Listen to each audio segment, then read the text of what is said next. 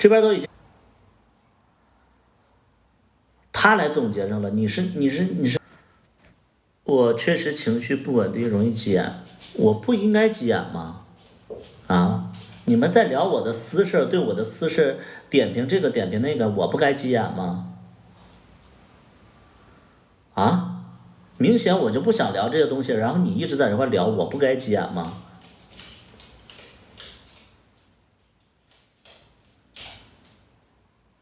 那我应该干什么？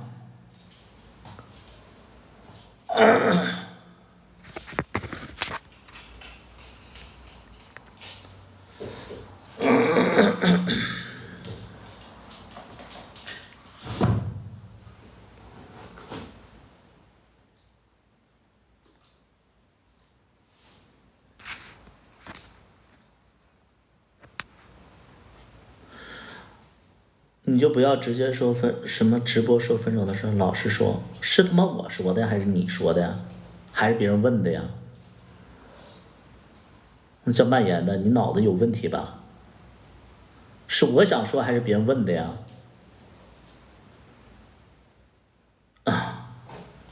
你以为我愿意说呀？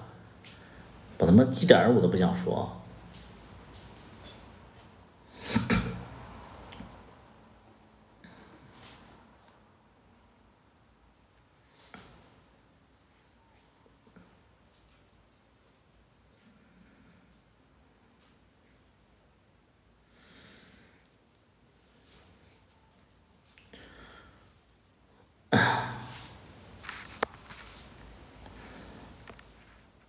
人家说了关你啥事儿？打电话。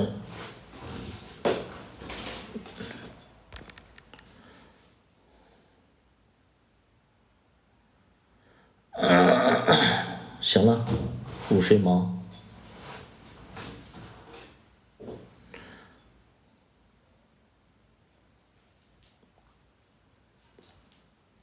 看不出面高低，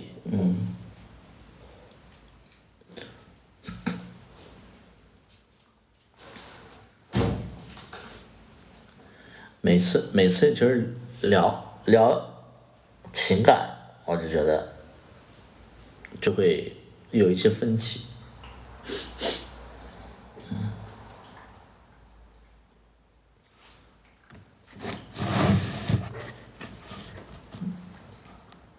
有的时候我直播也是，我大部分的直播其实都是因为我心情不好我才来直播，所以有的时候直播我也是在发泄。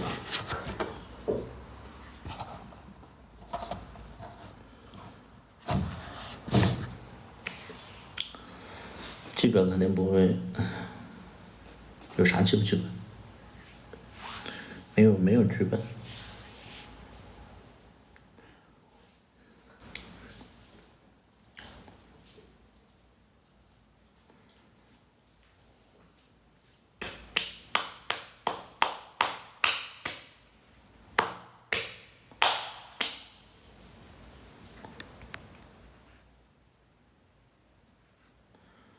这以后，希望你们永远在一起，我不希望，我觉得很痛苦。这两个人在一起很痛苦，就不用在这块希望，很痛苦，真的很痛苦，真的很痛苦，就是真的很痛苦。俩人在一起很痛苦，就是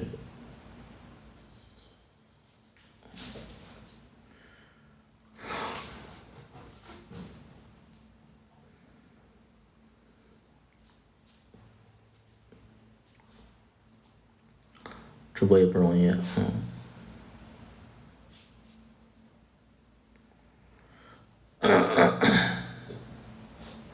就我的个性是什么？我的个性是什么？就是所有的事儿我都可以去直接去面对，就是，我是一个什么样的人？我是什么事你跟我聊什么事我都可以直接去面对的一个人。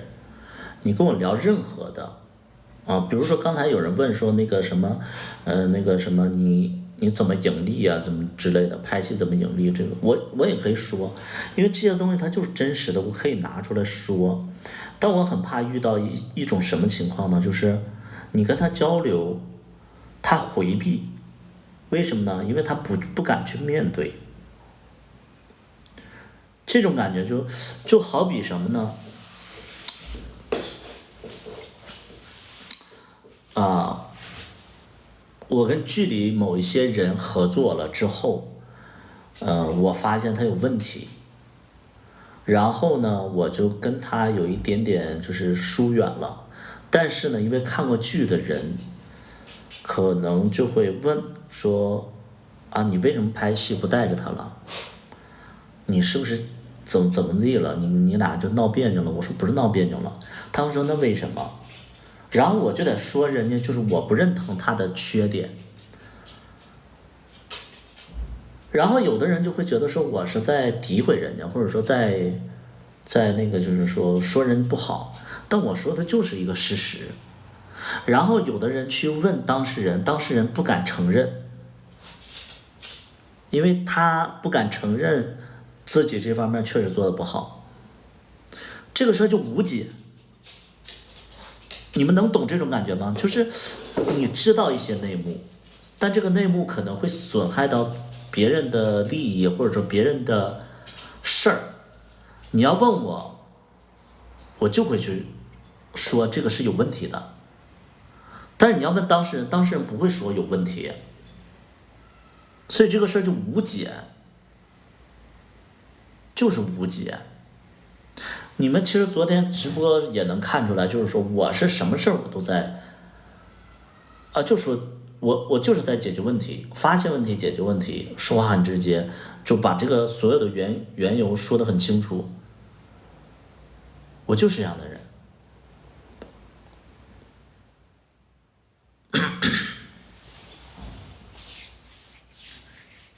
但有的人可能就觉得说，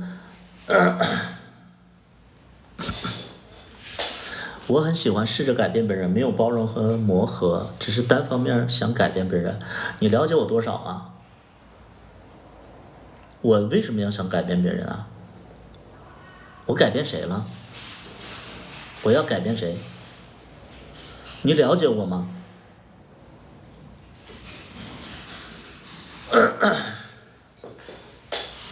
学历低，壮，清晰，学短什么点心都没啊？你说啥呢？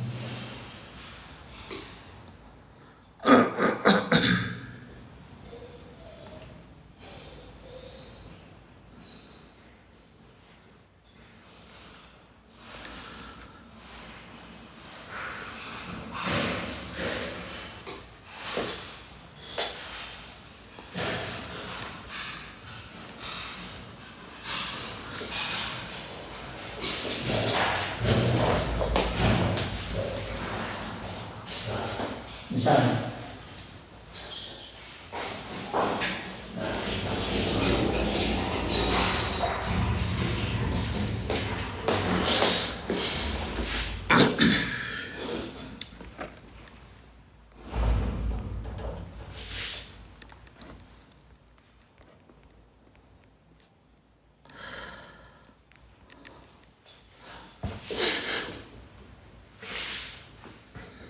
他不要学别人，他本身就独一无二。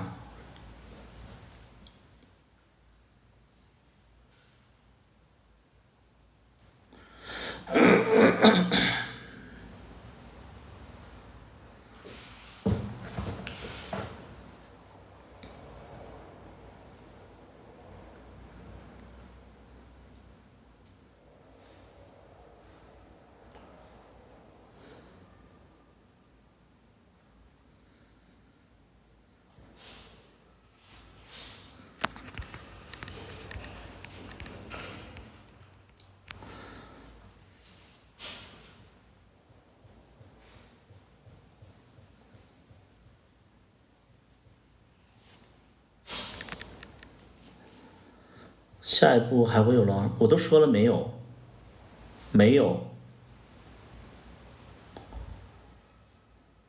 我直播不一直在说吗？没有。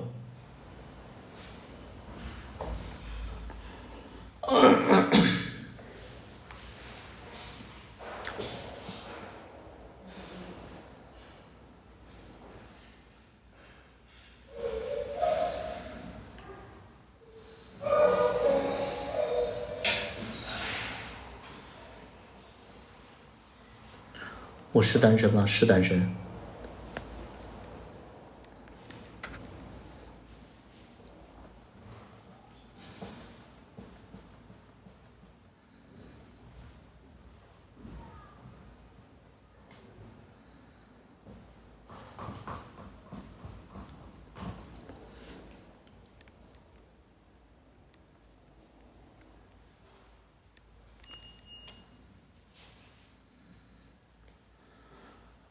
东北人在广东，是的。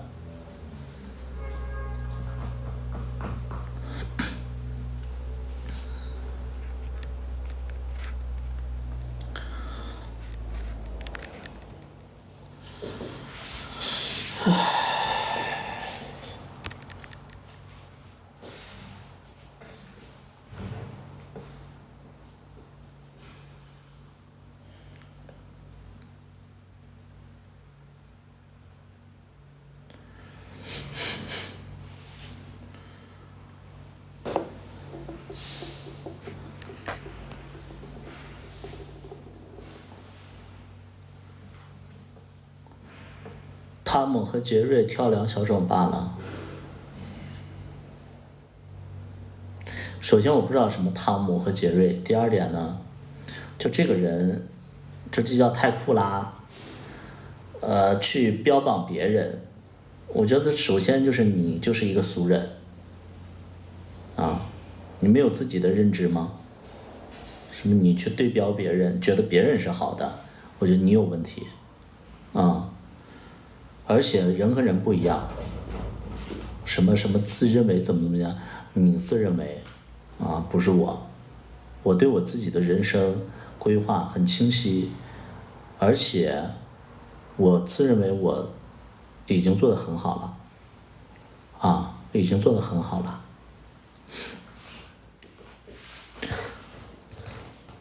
人设，都出去了，无所谓，我觉得无所谓。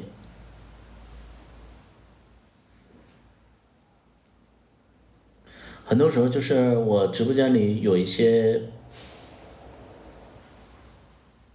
人，他纯粹就是看不惯我的个性，对，看不惯我的个性，所以他就为了黑而黑，为了骂而骂，可以啊，你可以，你说得过我你就来，你别骂完一句你就跑了，你啥也不是啊，你可以一直在直播间里，我都不会把你拉黑。或者你啥也不是，你就是啥也不是。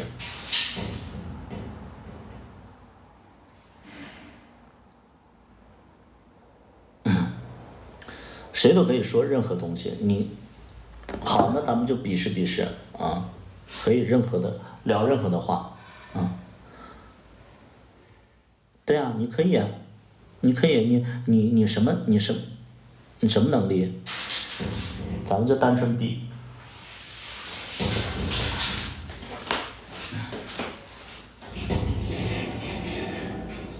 真的吗？大多大？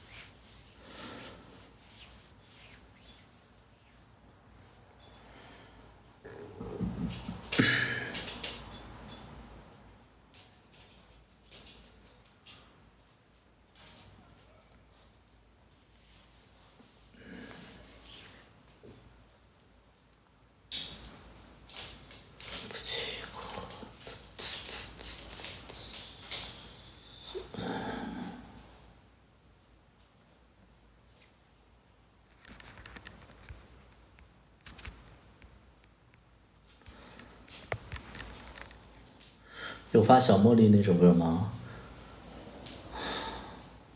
这很难理解吗？就是很难理解吗？就是你发一首歌，你是不是要挑一个时间去发呀？你莫名其妙，你今天发了，明天不发的，你有什么？你为什么要今天发呢？一首作品，它不是说一个莫名其妙的一个东西，它是花费了好多心力去做的。哪天发一定是有要求的，或者说有一些目的的，我们才去发。这很难理解吗？什么日子我要发《小茉莉》这首歌呢？天天来问这首歌啊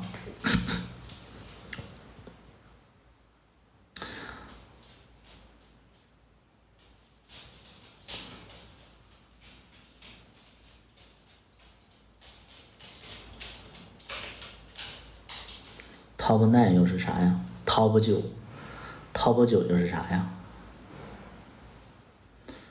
你除了敢喷观众，教教那些要流量所谓的熊，现实里谁附和你？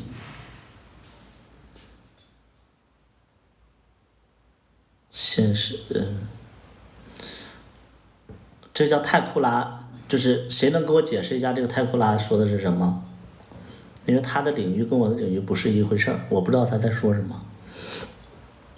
要流量所谓的熊，就你们能听明白吗？我听不明白。他在说什么？他说的这几个事件我不明白。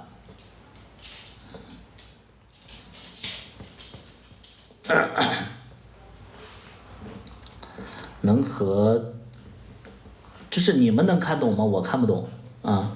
来，那个泰库拉说的，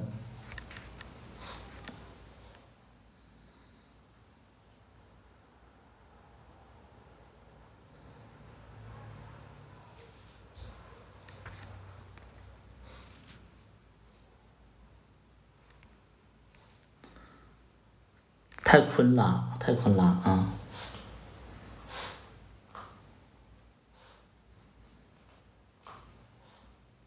看不懂。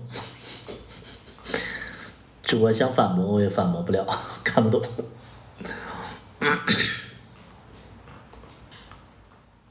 谁能看懂？小大夫没来，小大夫在里边躺着呢。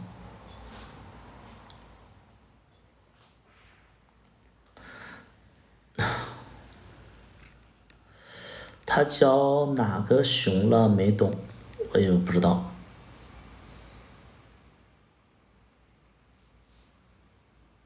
说点人类说的话。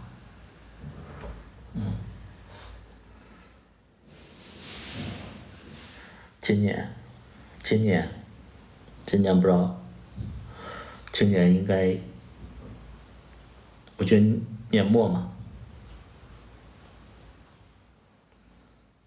对，你要攻击别人，你打字你就打清晰了啊。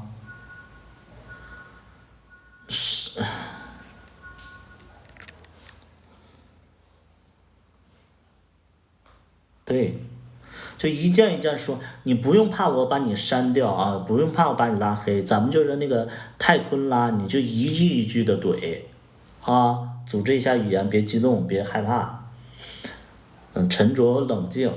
你要说的在理的话，好，我认同啊，你放慢了说，说清楚了，给你机会说啊。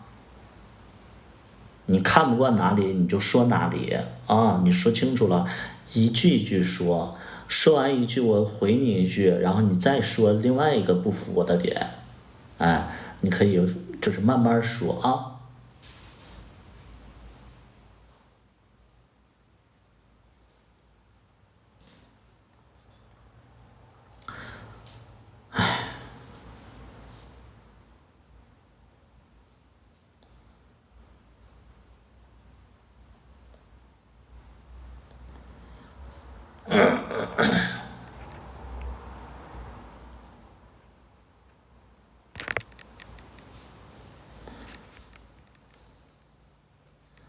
外国人都想小大夫了，那个细水如歌，他想的是龙二，因为龙二的那个英文名叫 Frank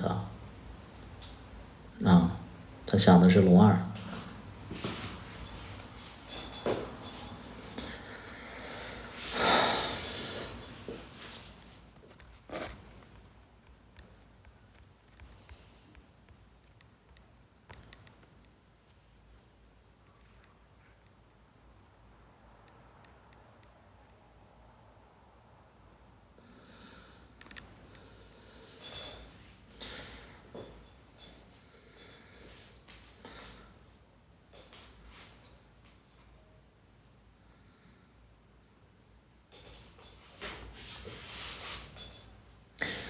黑粉呢？喷子呢？来来来，继续喷！你们过来喷我，我也发泄发泄。新区有龙二吗？没有，都说了一晚上了，没有。来，有没有喷我的？来，把话说清楚了，喷什么？有什么观点？什么依据？啊，说清楚了，啊。为什么要喷？看不惯我的人很多，觉得我装。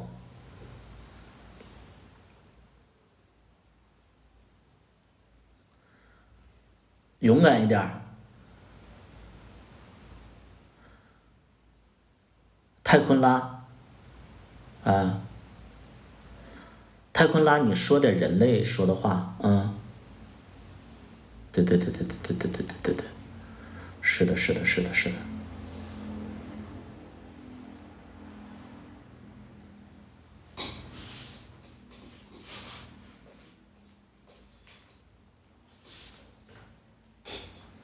太阳不在，完犊子，这是啥也不是的玩意儿，一个有能力的都没有。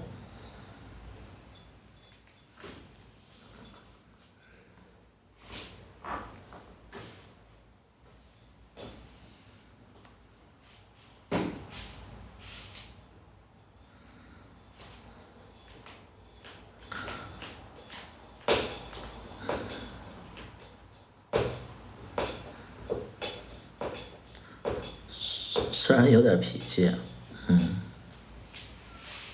人每个人不一样，每个人的生活不一样，我是对，现实当中我见的人我不会有脾气，网络上的人我就会很有脾气，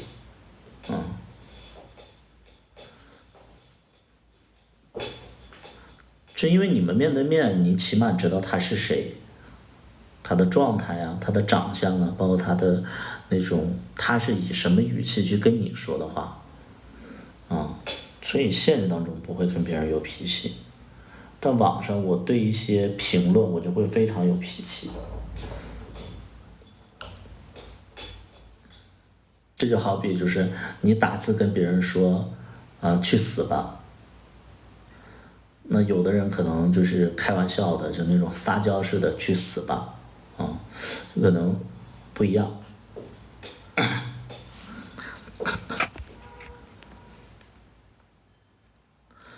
没有来应战的吗？啥也不是。今天黑粉怎么这么不给力？那实在不行让小大夫来播，小大夫播，然后我去直播间去他直播间去逮黑粉，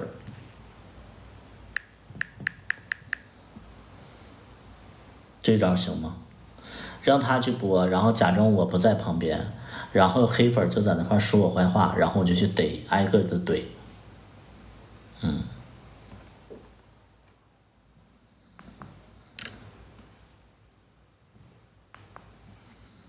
那昨天那个有多少人在那块黑我？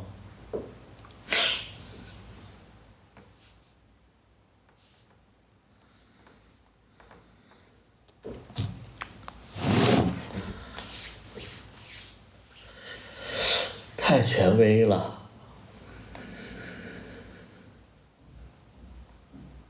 太权威了，不敢喷。你既然用这个“喷”这个词，我就可以骂你。你喷我就可以骂你，因为我我说句很直白的话，直播主播直播的时候啊，他没有什么高人一等的状态啊，他不应该高人一等。同时呢，就是粉丝在找茬的时候，主播也不应该像对待客户一样去对待粉丝，所以大家都是相同的。因为主播他在直播的时候，他不会骂粉丝，先骂的一定不是主播，一定是粉丝先骂主播，主播才骂粉丝。这点你们认同吗？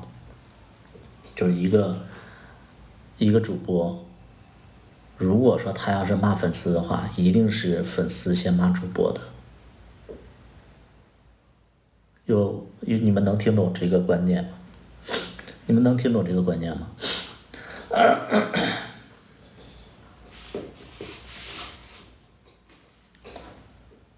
能听懂吗？不然主播不会骂粉丝的，一定是他做了一些就是特别蠢的事儿，要不然你说我现在看到的你们就是77，我不知道这里边有多少人在看啊。人家没有骂你，评论一下你就骂，你确实很低级。你看，你这就是在骂我，那我就可以骂你啊。这个蔓延，昨天我就骂过你啊。你说我很低级，我就可以骂你了啊。人家没有骂你，评论一下你就骂，我骂他一定是有原因的。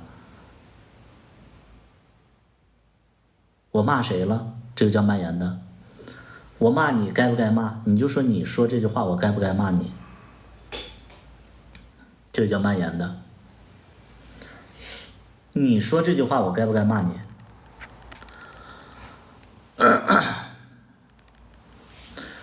头像就是大哥，就是你们看这个蔓延，头像就是一个非主流子啊，大非主流子。这年头这种头像的太少了啊。你的那个抖音的那个空间里边，就是应该放一个 I Miss You 那首歌啊。你这大非主流子，你说你这个扮相，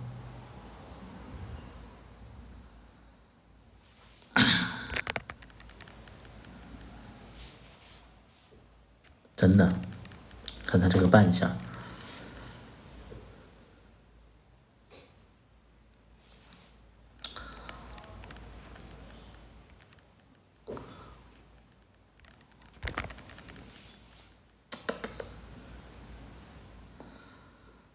是挺好听的，我就说他是大非主流子，你看他那头像，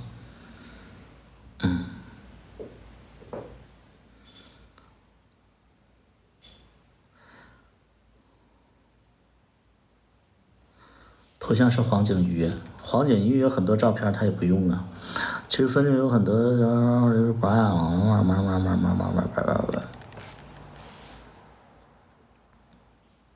归根结底就是不爱了，归根结底就是不爱了。也可以这么说，对，也可以这么说，归根结底就是不爱了。对，他可能会有很多很多原因，但归根结底就是不爱了。是的。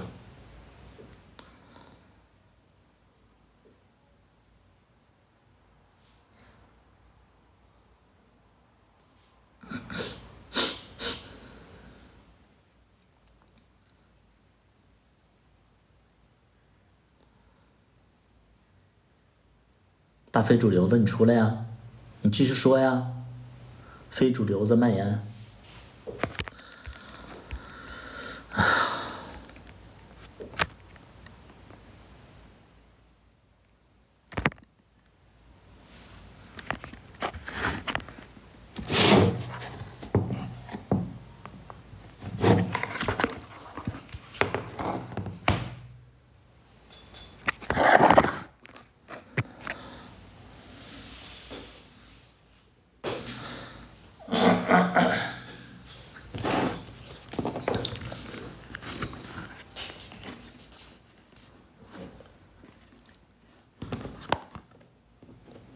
死了吗？为什么黑粉都死了？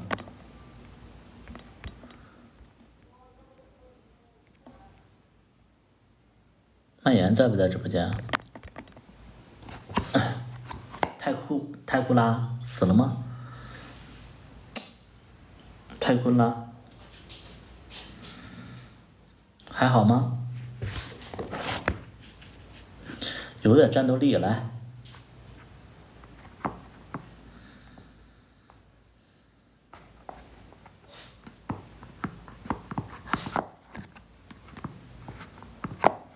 啥也不是。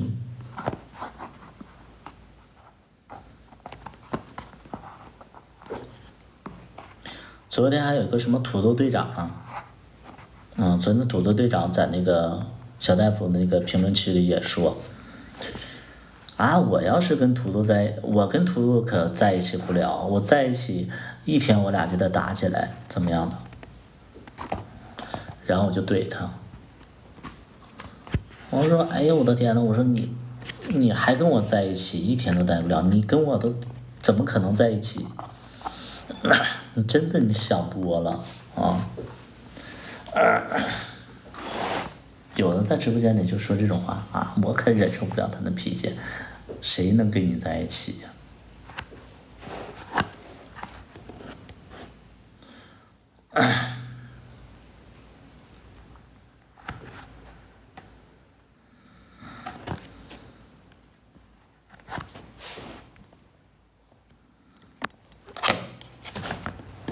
没有，在里边呢，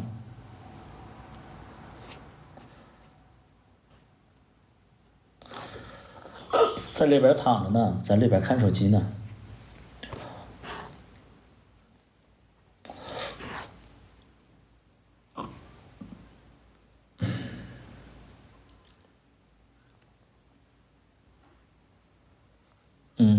胡子。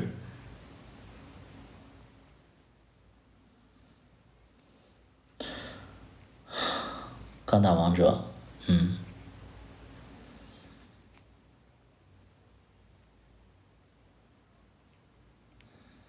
打呗。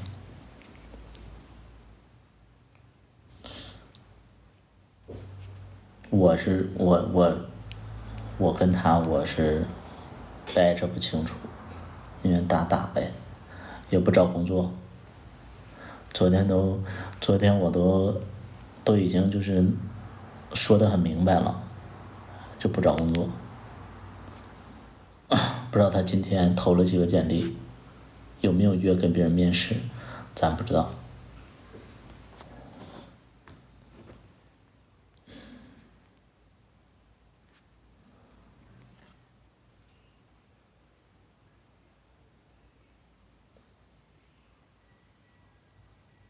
可是他好用，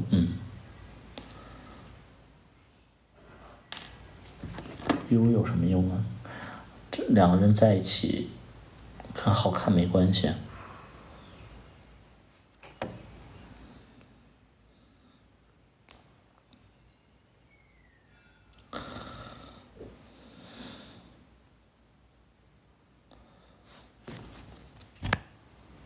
take a photo，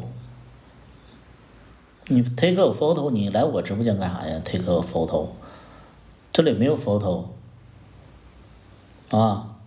你去别的地方找 photo，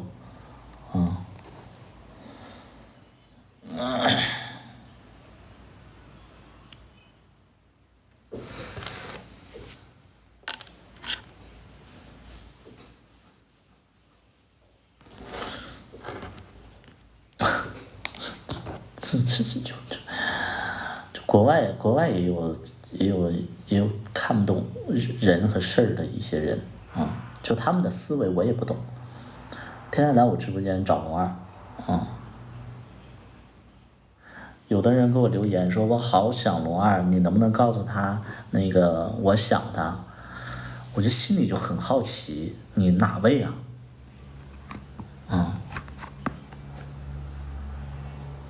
人各有志，没错，对得起自己和父母就行。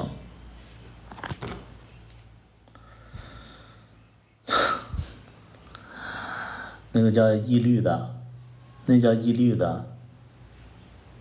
你觉得他对得起自己和父母是不是啊？那请问一下，他下个月就交房贷了，你怎么说呢？他下个月就要交房贷，他这个月没有工作，他怎么说呢？咱们心平气和的跟你聊这个事儿，你觉得他没啥事儿啊？来，你回答一下。刚买了房子，然后他这个月不工作，下个月用什么还房贷？活在当下，你是活在当下了，你当下你的事你解决了吗？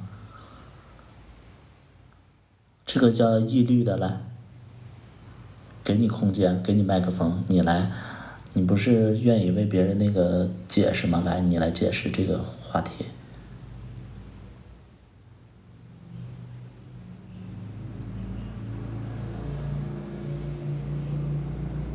义律别装死啊，给你空间了啊，你不是爱点评吗？来，你来点评。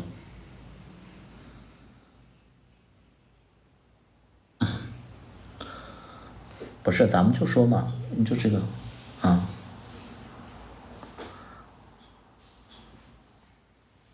啊，原来你解释不了啊，你解释不了你就别总点评别人，是吧？这个叫义律的，啊，这叫义律的，你解释不了一些事儿，你就别学别人点评别人，好吧？哎，就是你别看个直播，你总喜欢点评，你就消停看就行，啊。那啥也不是啊，你也解决不了啊。谢谢这个风啊，谢谢这个风，喜欢很久了，谢谢。啊，你啥也不是嘛，你这不属于。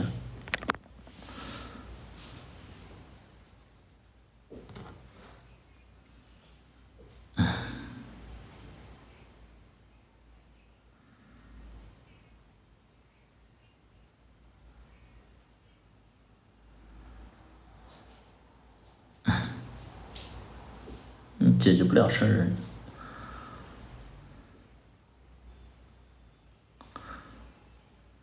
房贷多少钱一个月？这不是重点吧？你问这个干什么？这不是重点。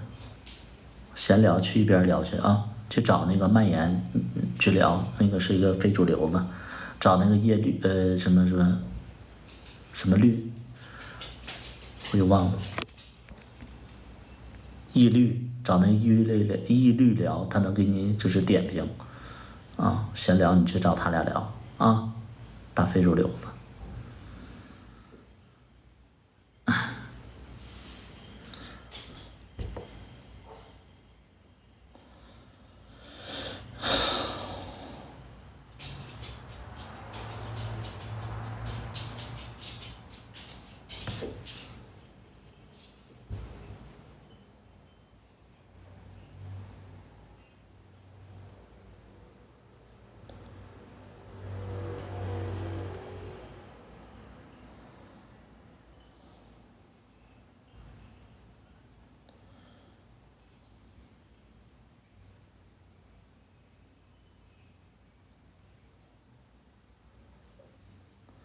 在东南亚还有市场，何出此言？为什么会突然说这句话？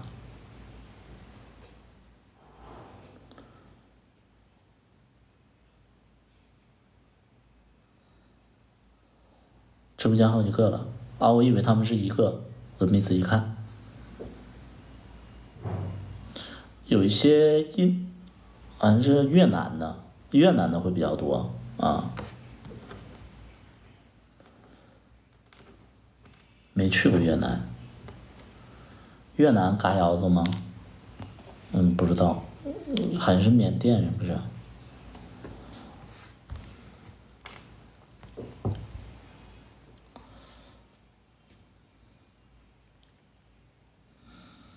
嘎的都嘎，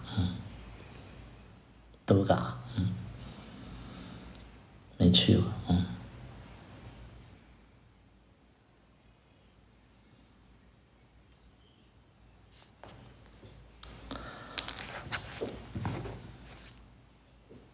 前一段时间就是本来想去泰国的，结果泰国就那个出了事儿嘛，完了说那去日本吧，结果日本大 S 又就是那个流感嘛，就没去成。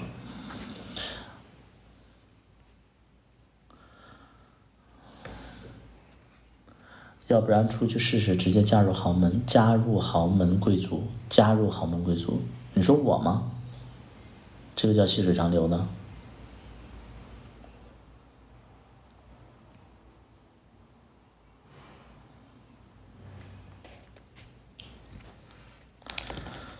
头发有白的了，朝华南流啊，看着挺有文化的啊，但认知比较浅啊。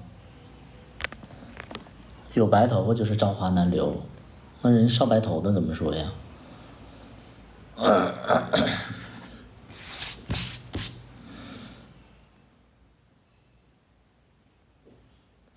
我可不可以挂你直播间？可以啊，为什么不可以？你要涨粉啊？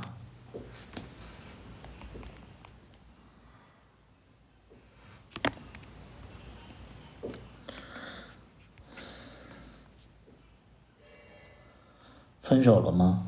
这个叫大疯子的，昨天不在小大夫直播间吗？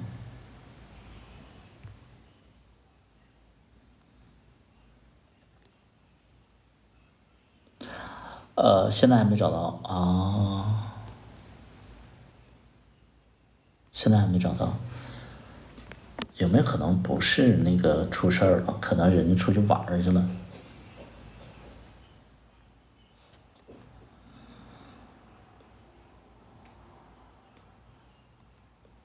正那么吓人。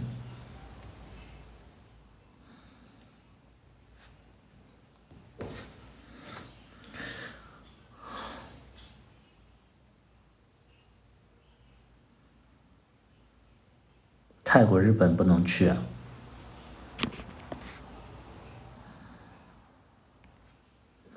没去过泰国，只去过日本。泰国其实想去，但没去过，因为本身我不爱热闹。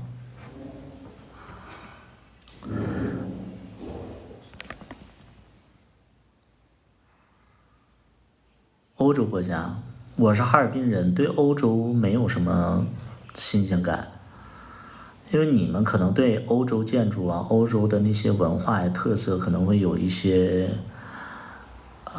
就是可能对于你们来讲的话是有一些吸引力，但我们哈尔滨完全不会，因为我们哈尔滨离俄罗斯比较近，饮食啊，包括建筑啊，包括那些很多方面，其实我们都看腻了，所以我并不喜欢欧洲国家。你比如说有一些旅游类的节目，他们只要去欧洲的，我就一点新鲜感都没有。英国、法国不都那些玩意儿吗？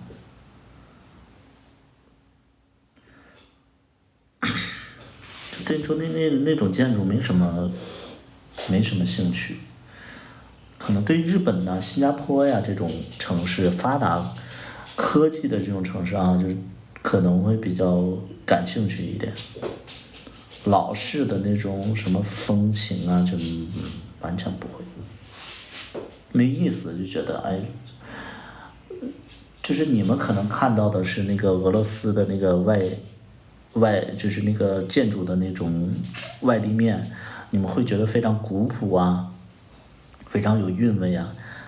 那可能我们看到的就是里边肯定会有老鼠啊，然后那些就是其实那个墙啊里边就是那个水泥都已经裂了之类的，反正我看到的是这些东西。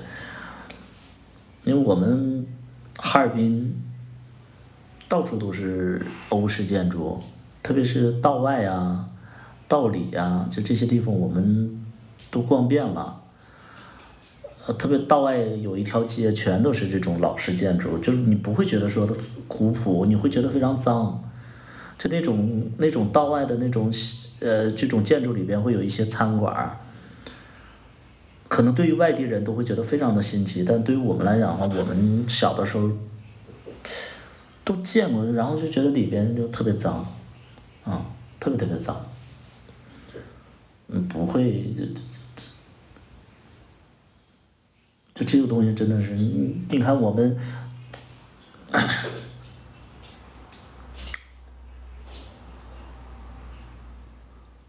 好多人都怕异地恋，如果异国恋呢？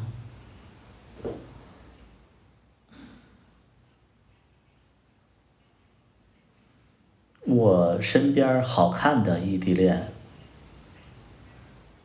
都出轨，我身边长得好看的异地恋都出轨，你们怎么去评价呢？我身边长得好看的人异地恋都出轨，我身边长得好看的人异地恋都出轨。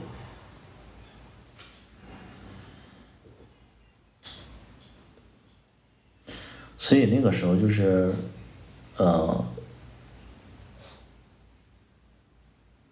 就可能我要跟那个时候跟小大夫可能要异地恋的时候，我其实就不想，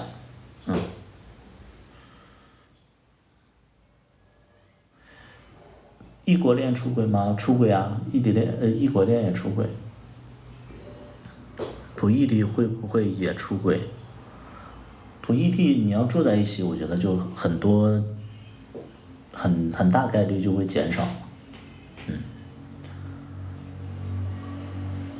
反正就出轨这个东西，我其实对圈子里的这种事儿吧，就是没有太多的信任感，就会觉得大家，你要你要没有人，你要不要求他，他可能就会出轨，就是你可能会管着，你要管他，他可能就是出轨的几率会少，或者说就是这个风险就是降低很多，因为人是没有自觉性的。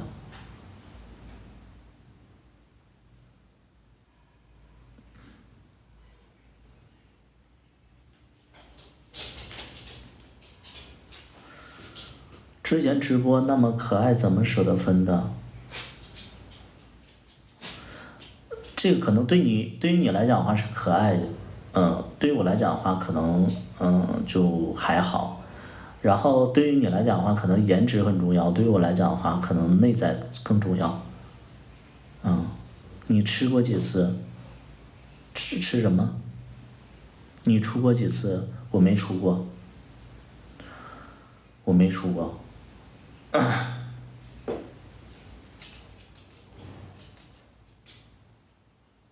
想知道分手理由，不是一路人。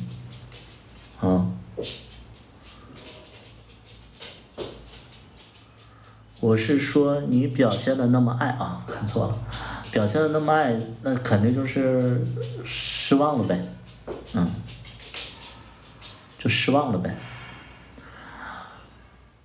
白天跟你发私信了，啊，我记得你给我发私信了，你长得还可以，我记得你好像长得还可以，啊，不是你，记错了，因为每天有好多人私信我。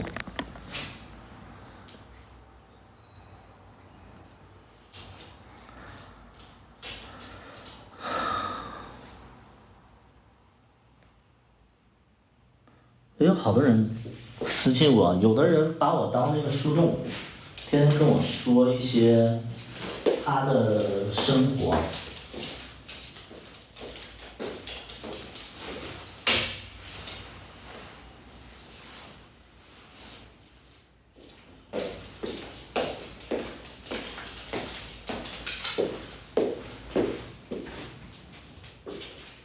你天天黏着我干啥？吃饭也不吃，拉屎也不拉，小狗真。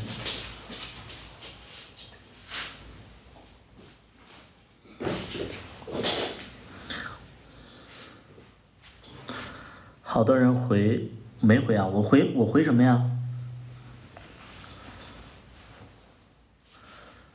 啊，树洞会烦吗？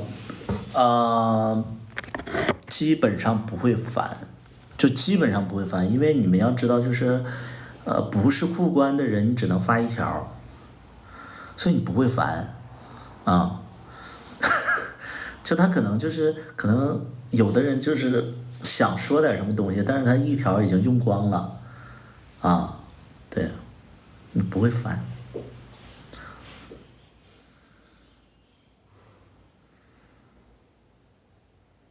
别人跟你不熟，干嘛要回？是的，我不认识啊，我回啥呀？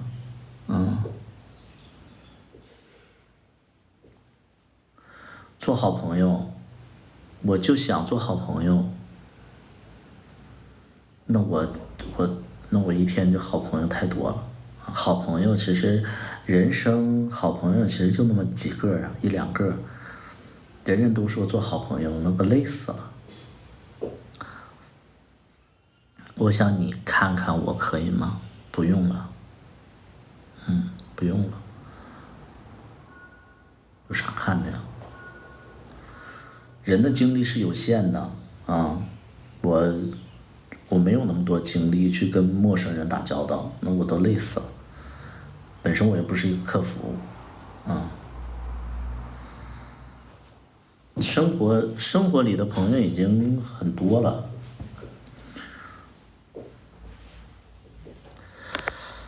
哎，穿这个衣服还他妈有点顺色，看不清字儿，咋整？不穿还有点冷了。下阶段会集中拍剧还是写歌呢？俩都有吧，因为今年打算是又出一张专辑嘛，因为现在手里已经有5首歌，打算这一张专辑里发，可能再会写一两首，6首以上吧，我觉得，还会发专辑。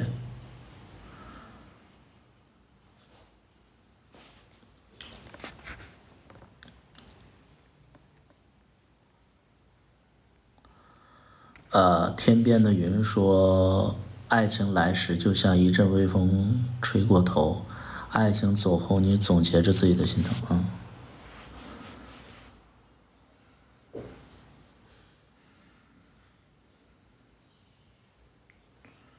有的时候你看自己写的东西，就会觉得，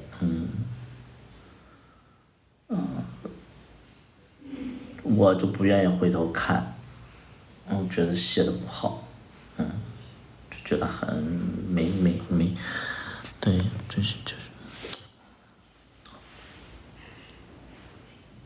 可能更喜欢现在的状态，觉得之前写的东西还是不够好。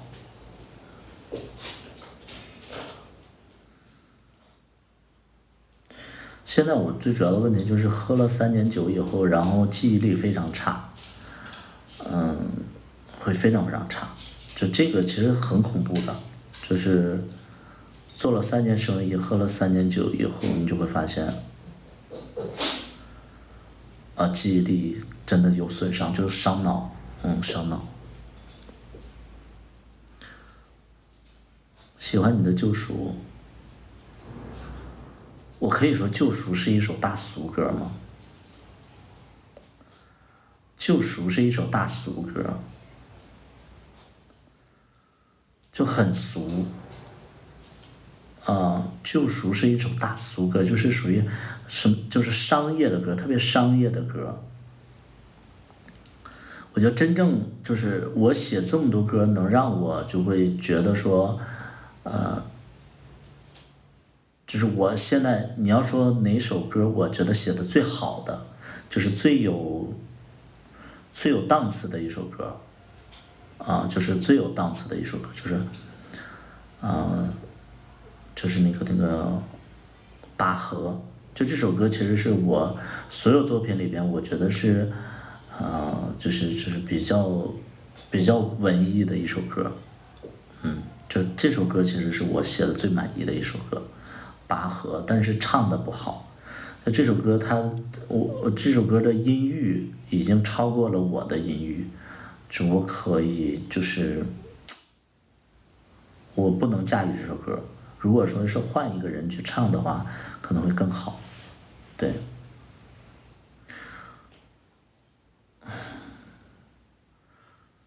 作者怎么评价？就俗，就俗。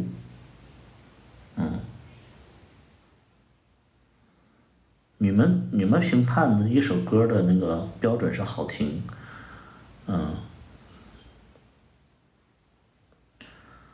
我可能会更在乎的就是这个词，我觉得拔河的词我写的很好啊，而且拔河和交割这两个名字就很厉害。拔河是什么意思呢？拔河其实就是两个人在一起的状态，就是我觉得我对，你觉得你对，我觉得我爱的多一点，你爱的少一点，就是拔河这个词，这个名字就已经很好了。交割是什么意思呢？交割就是拔河之后的，就是分割交代。所以这两个名字就写的，就我觉得就取得就高级一些。就是会就比什么越来越像你呀、什么最后我们也没有在一起，就是太直白了。我就觉得这种名字都比较直白，只怪我是金牛座，就它很直白。就是我可能喜欢一首歌更喜欢词多一点，曲可能就是 OK 就行。对对对对，内敛，内敛一些，对。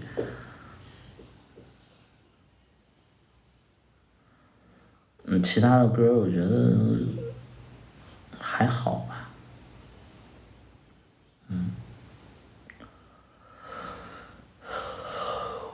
而且我没想到就是在意我会这么，就是我写在意我的时候，我会觉得，我不知道哎，我不觉得在意我就很好听，就是我会觉得在意我的那个呼声有点高，可能是因为剧的缘故，因为芝麻一所有的比较精彩的片段配的基本上都是在意我，所以就这首歌可能会更抓人。但在意我真的觉得还好。对，在意我觉得还好，没想到，就我觉得它偏高，它不应该是这个位置。对对对对，我就觉得可能是因为那个片段正好出现这首歌啊。而且芝麻其实有很多的片段，其实拍的我特别丑。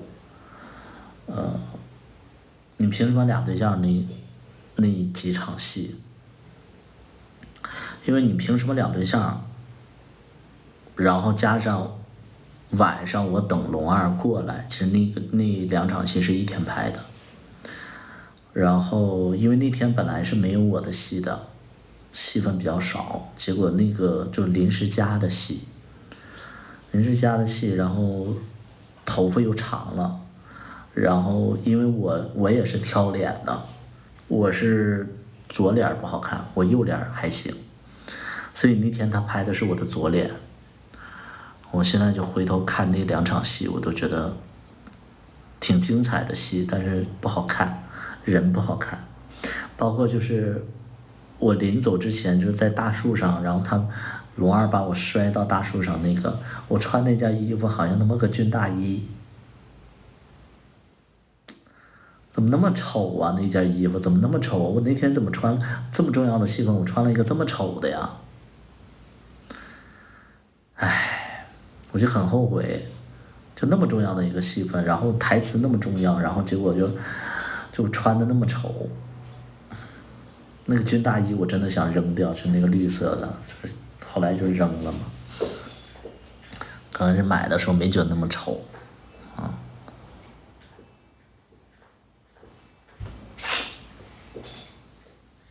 都特别重要的时刻，结果没穿好。那场戏是临时加的呀。摔戏的那个场景表情很到位，我哪场戏表情不到位？我哪场戏表情不到位？我觉得我演戏还是蛮真的，就不会假的那种。可能你让我演一个年轻的小孩儿，我演不了，因为我已经眼睛里已经没光了，我演不出那种单纯可爱的劲儿了。但你要是让我演别的，我觉得我还是 OK 的。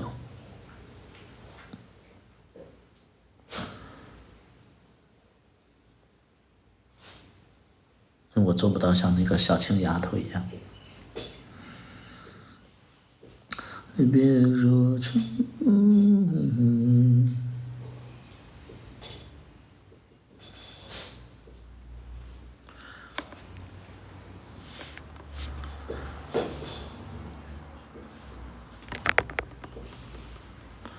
现实中你喜欢老二吗？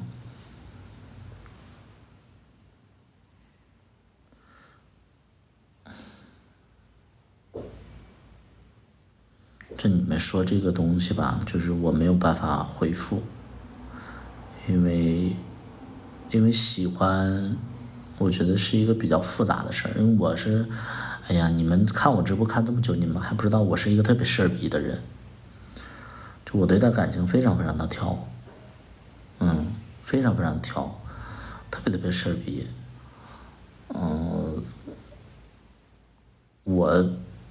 而且我这个人是一个特别，要求别人对我好，我才会喜欢这个人。就是，一定是我能感觉到他很喜欢我，我才敢去喜欢一个人，能懂不？就是我不太会一厢情愿，一厢情愿的事儿我可能做不出来。我基本上就是跟别人在一起都是我确定啊，他也喜欢我，然后我就喜欢他了。你是当然我一定是这样的人，对，我一定是这样，我是喜欢我的人，对，我就是这个人，哪怕我再喜欢，我 get 不，就是我感受不到他喜欢我，我都不会喜欢他，我是这样的人，是，就是说通了，啊。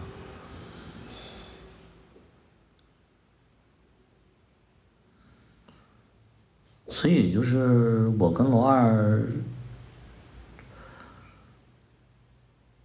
这我跟罗二可能是那种互相认可对方的，但是感情这方面，我觉得我俩还没涉及到这些东西。就是因为我们经常会聊嘛，我们会就是拍戏的时候，我们就经常喝酒啊、聊天啊、交心呐、有的时候可能会聊一些比较触及心灵的话，那可能会有好感，但是那些话又不是说特别往那个情感方面去靠。会一见钟情吗？只有一次，我只有一次一见钟情，但是也是因为这个人先喜欢的我，然后我见到他以后，我确定了是他也是我的菜，而且是一见钟情。对，就我一见钟情就这么一次，就是我当时就是拍了芝麻一的时候，然后我就在那块儿就是卖衣服，然后结果有一个人就买衣服，买衣服以后，因为我那个时候我都要打电话确定，就是说，哎，你这个地址是对的吗？我明天要给你发货了。他说啊，是对的，图图，我们之间还有一个好朋友，共同的朋友。我说谁呀？他说啊，那个以后你就知道了。然后说完我也就忘了，因为我那段时间卖了很多衣服。结果呢，后来我有一个，因为我都忘了这个事儿了。我有一个特别，北京有一个很多年的朋友就跟我说，有个朋友那个约咱们一起吃饭，主要是为了你，想请大家吃顿饭。我说谁呀？他说是影视公司的高管。我说谁呀？他说你不认识，我说我不认识。他说你俩认识，我说我真不认识啊。影视公司的高管，我说我不知道啊。结果，后来我去北京就是搬家，顺便就吃了个饭，然后就邀请了很多人，场面也是很大，那顿饭可能就要1-2万块钱之类的。一开始我都不知道是谁，然后我只听我那个朋友说，哎，他很喜欢你之类的。然后结果等他就是没进来的时候，我们一直在猜测他是谁。结果进来的时候，我见到那个人进来的时候，一见钟情，就是我喜欢那个人的穿着，我喜欢那个人的状态、气场，喜欢他戴眼镜，喜欢他给人的感觉，我很喜欢，就是一见钟情。就我的一见钟情是，我记忆当中的一见钟情就是那个人。有后续吗？就是后续就是不合适啊，就是不合适。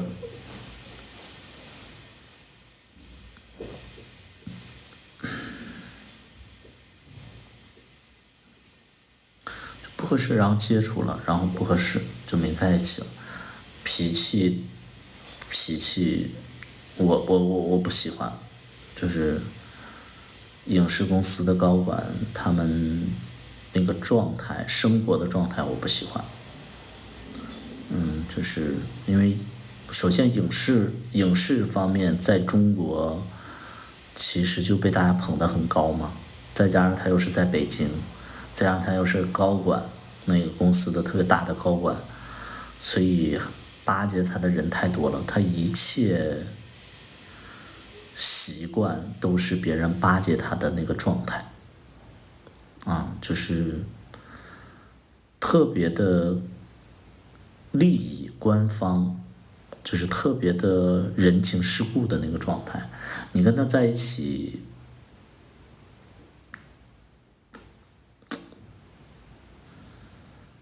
就是会觉得，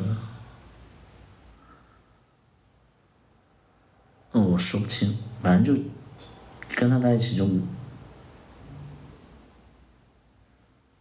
不是恋爱的状态，就不是恋爱的状态。而且他可能是因为这个，他在这种环境下生活工作，他戒备心比较强吧。他戒备心比较强。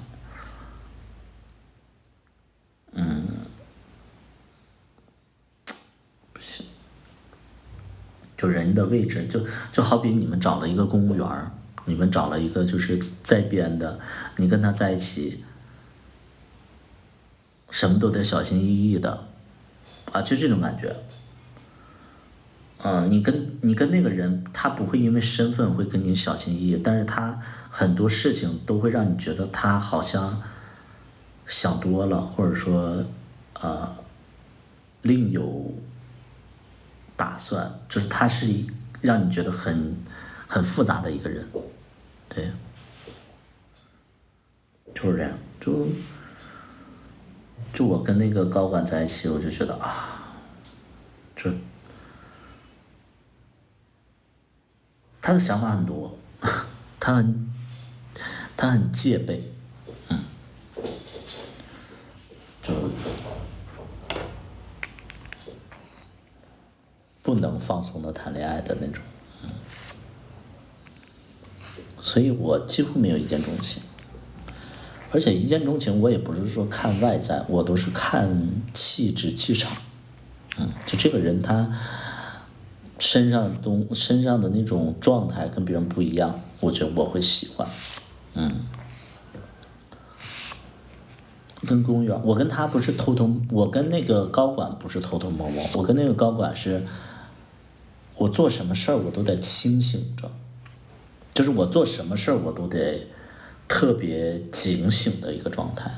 跟公务员可能是要偷偷摸摸的，但我跟他在一起，就是我跟他在一起，随时都是那种就是要打起12分精神，然后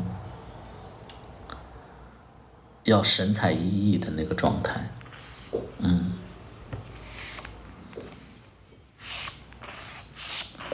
我跟不在编的反而小心翼翼。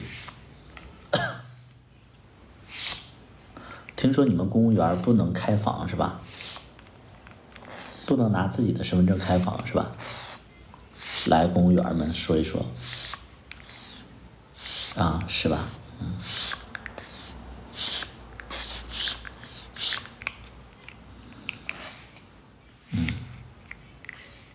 我觉得这点就很奇葩呀。谁找你们，谁找你们就会觉得好奇怪的。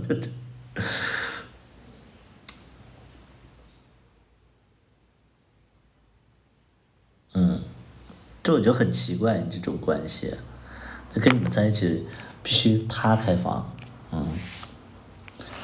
哎，很多东西我都觉得，对啊，就是很奇怪呀。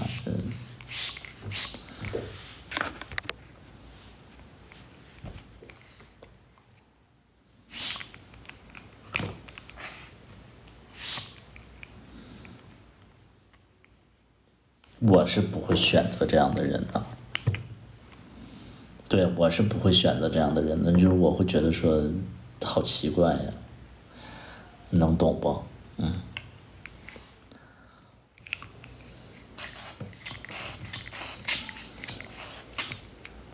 就跟你们在一起就是好奇怪的，对。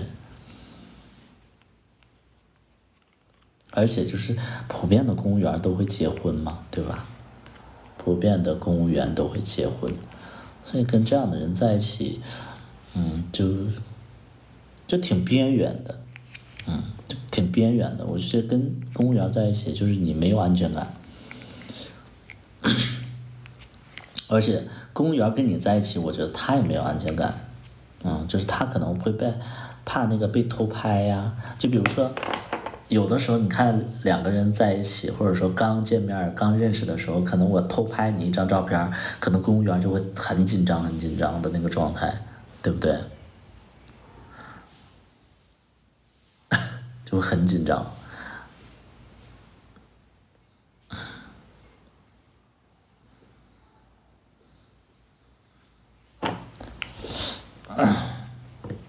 公务员分很多种，你看你在什么位置，什么那个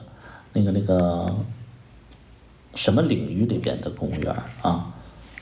不是像你们说的，就对。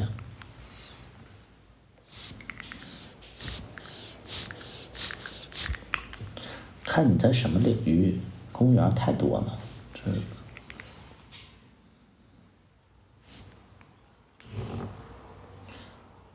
普遍的公务员都要结婚，这个是真的吧？对吧？普遍的公务员都是要结婚，是不是？基本上都是要结婚，是吧？因为我觉得公务员能做公务员的，要不就是家里安排的，要不就是特别老实本分自己考的，就是会比较没有什么突破的胆量啊，就会比较老实，所以老实的人他生活也会比较，就是比较无趣吧。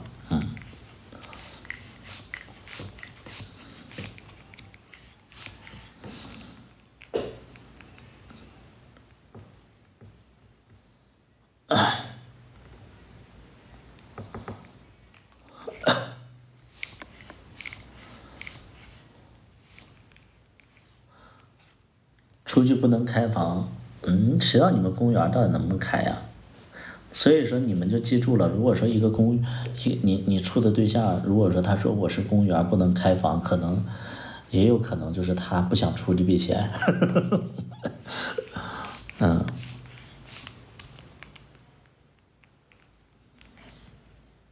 那你们觉得呢？我说的对不对？可能是这个公务员不想出钱。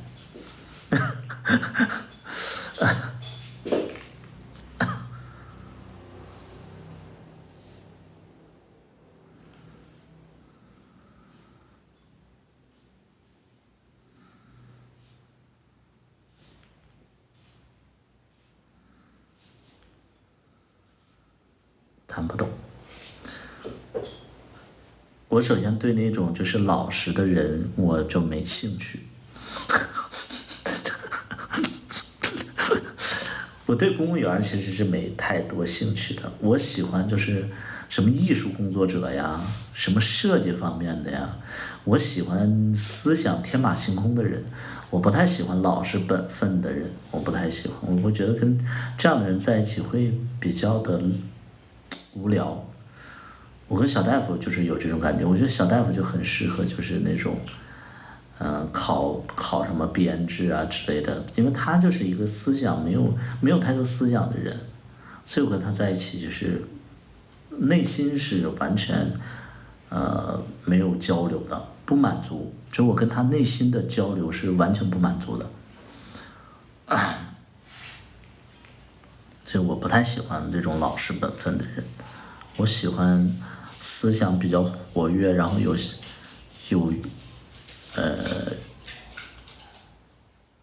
有很多的想法的人，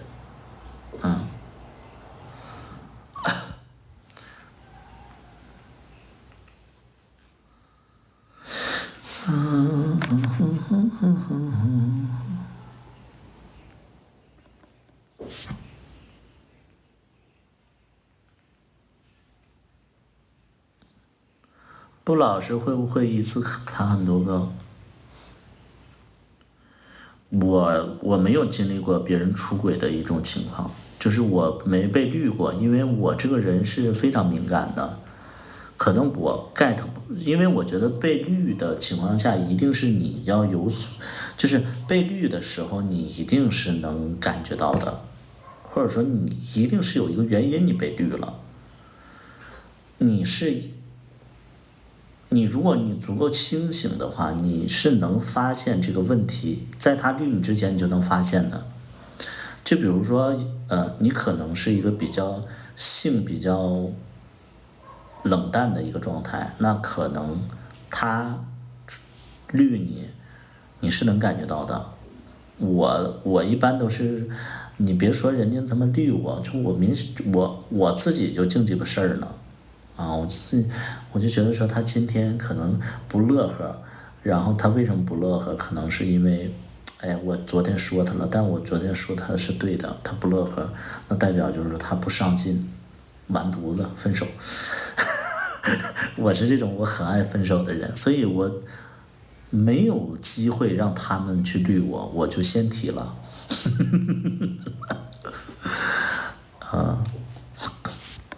我是完全不给别人机会的，我是这样的，你别你别在我面前耍什么花招，我是能感觉到的，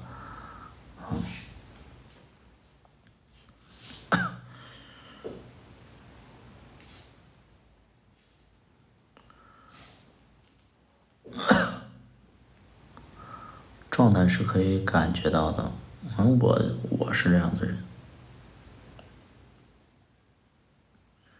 感情也没有那么重要吧。我现在有一堆的计划要去完成，感情反而就是阻碍了我。就比如说，你看就是我要是跟小大夫在一起的状态下，我俩天天，我如果说是我现在跟小大夫在一起的话，然后我计划着说我未来要减肥，然后要去出国的一个状态情况下，那那可能小大夫就会心里非常不平衡，他可能会觉得说，那我苦逼的在工作，或者说你自己偷偷变好了怎么样的，他就会有这种想法。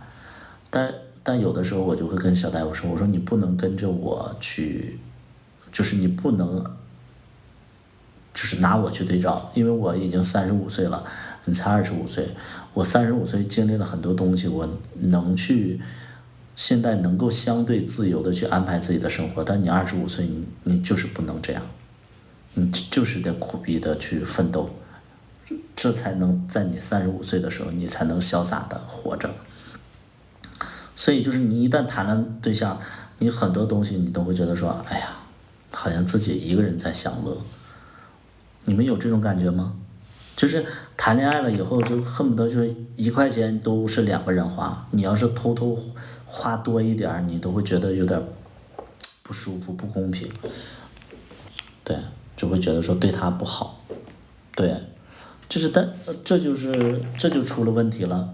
因为你是有能力去支配你的生活的，但是你的对象跟你不同同阶段、不同年纪，可能他就没有能力去支配自己的生活，这就发生了问题了。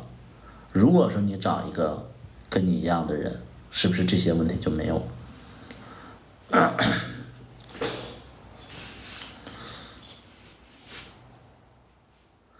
财产不是分开的吗？有 gay 的钱是在一起的吗？财产是分开的。那如果说你对象没有财产的话，那他就饿死吗？我现在状态是小大夫没有财产，我必须得跟他一起。然后我自己想去做我自己想做的事儿，比如说我去旅个游，那我就得带着小大夫。但是小大夫这个阶段他不能跟我一起去啊，那我自己享乐，我心里就会良心不安。你们能懂不？这点你们能懂不？就我非常非常，我后来我就发现全都是问题。好吧，那就不要硬在一起，好累的。你这种问题你怎么解决？你们告诉我，这种问题你告诉我，我怎么解决？怎么解决？你们告诉我怎么解决？为什么不能跟我一起去？这 YYDS 你脑子有问题吗？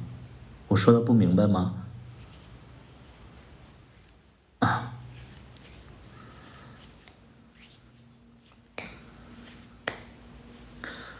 让他请娘假，请年假，请年假，然后呢？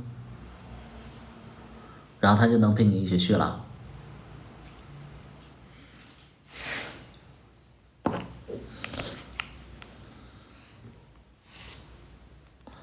你现在就是这样的状态啊。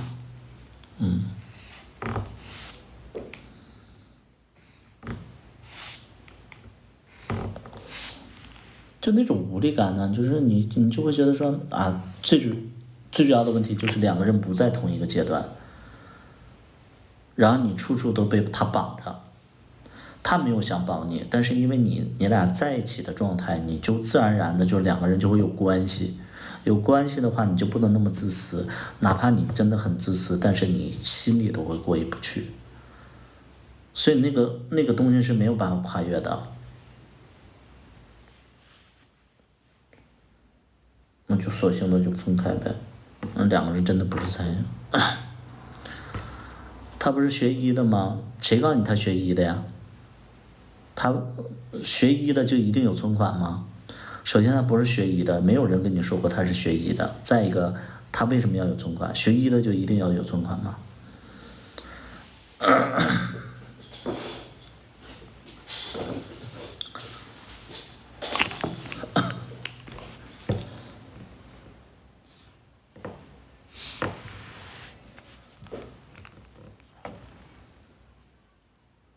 真的就是那种无力感。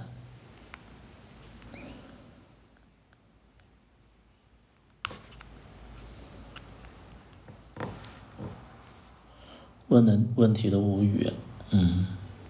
说他们的认知很浅嘛。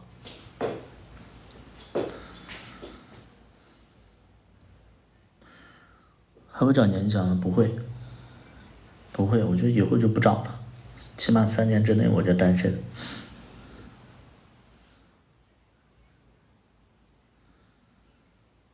什么时候开牌局？今年吗？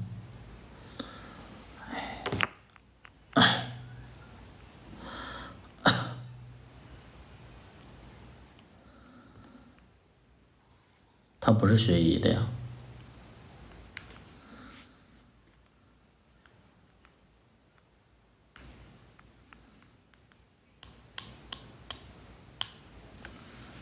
真的，我有好多好多的计划，我有好多好多的那个规划，但是如果说就是就我就是你们就不能感同身受的一点，就是本身我这个人是非常有规划、非常有想法的一个人，但是我碰到了一个比较没有想法、没有规划的人。那很多时候呢，如果说你俩想走下去的最主要的一个办法，就是你俩做相同的职业，或者说你带着他干。所以我就规划，就是说，那我带着他干，然后两个人一起做相同的行业，带着他直播，带着他拍剧，带着他做自媒体。但是呢，他又不喜欢，不喜欢就导致了两个人就以后就不是在同一个行业，然后他要忙他自己的，我要忙我自己的，我俩的生活就不是在同一个空间里了。这俩人就不是在同一个空间里了。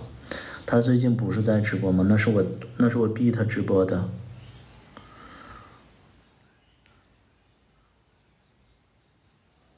所以我觉得很多时候我就觉得很累啊，就是你让他去变得更好是一方面，另外一方面是你想跟他在一起走下去，所以你会要求他，让他变得更好，你会要求他，想跟他一起走下去也是要求他。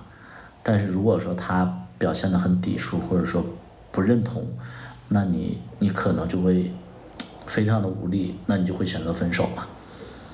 对，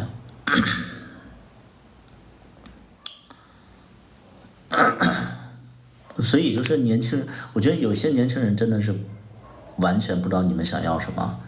你们既想有人管你们，既想有人就是照顾你们，但是你们又没有想法，然后特别迷茫，然后管你了，你又觉得压力大；不管你，然后你又觉得不管你。嗯，我觉得是我的错。你觉得？你觉得是我的错？然后呢？上班怎么了？非要短视频吗？是啊，你上班，有些人你们就是为了杠而杠的话，我就觉得你们的问题就很奇怪。你们的问题是你们在问什么？你们想解决什么？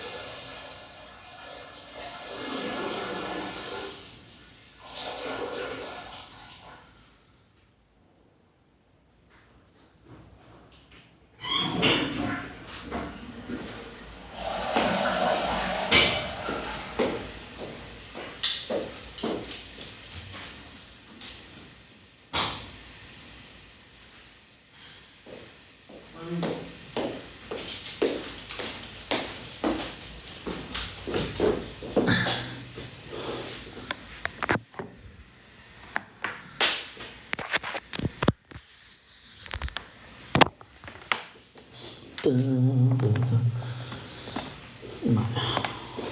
这面条。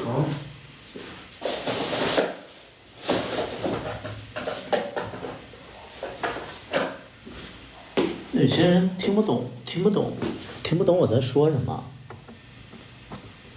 或者说不知道我在聊什么。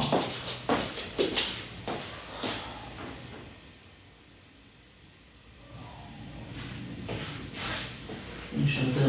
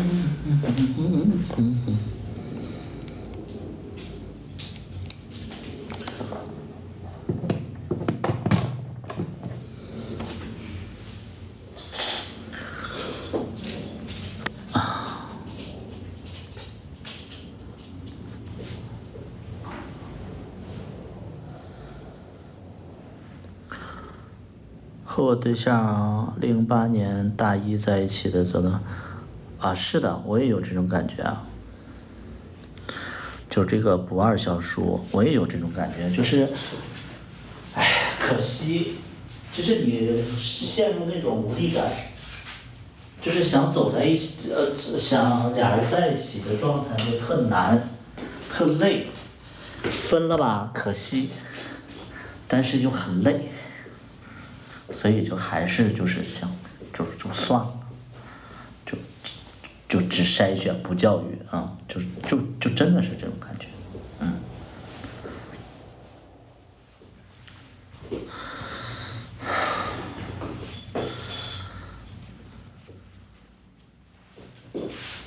两个人太不是一路人了，都太不是一路人了，就你们能懂吗？就是你们能懂吗？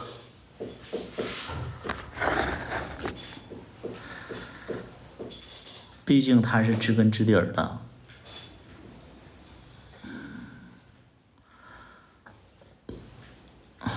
找知根知底儿是干什么？为什么要找知根知底儿呢？没太懂你的诉求是什么？你跟别人在一起是一定要知根知底儿是吧？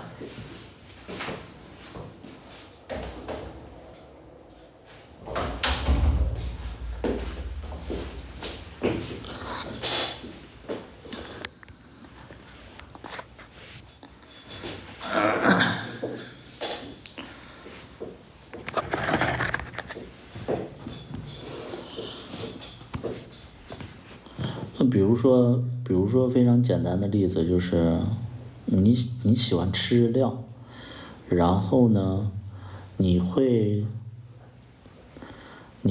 向往着非常高级的日料餐厅，但是因为高级的日料餐厅很昂贵，所以你就会想着说提高自己的生活质量，为此去努力。所以就是你会很想做人上人，你想多赚一些，或者说你想有更好的发展，其实你就是为了这个日料去在付出，在努力。但是很多人其实他不喜欢吃日料，或者说他觉得说，就是吃什么无所谓，所以他就会觉得说，因为我吃什么都无所谓，所以我的人生不必那么累，所以他就导致了对生活要求越来越低，他就没有上进的那个，他没有上进的那个状态，他没有这个要求嘛，对吧？因为一个人如果你是上进的状态，你会给自己设定目标，然后为此去努力，然后去付出，然后一点一点变得靠近这个目标。但真的那些，这举个非常简单的例子，如果说你平时就吃麻辣烫的人，你不会对自己有那么高的目标，能明白吗？就是你觉得麻辣烫已经很好吃了，或者说你对这样的生活已经很满足了，那你就不会想努力了。所以就是我会觉得说，你吃麻辣烫跟吃日料，不是因为哪个高级哪个低级，是因为，为什么一定要想让你吃日料呢？因为只有吃日料的时候，你们在一起，就是一起才能，就是如果说你想吃日料的话，你们就能走到一条路上。就是你们就会走在一条路上。但如果说你就是想吃日料，他就觉得说我吃个麻辣烫无所谓了，所以你俩永远不在一条路上，这样两个人会越走越远。就是这种感觉。就是会觉得说，哎呀，不走在一起，就是挺可惜的，然后挺怎么样，但那个高度作为上进的人是一定要达到那个高度的话，到高度的之后，我才会去吃麻辣烫。对，有很多人都就是我接触了很多小朋友，我其实非常不认同他们的一点就是什么呢？他们就是说，我我记得我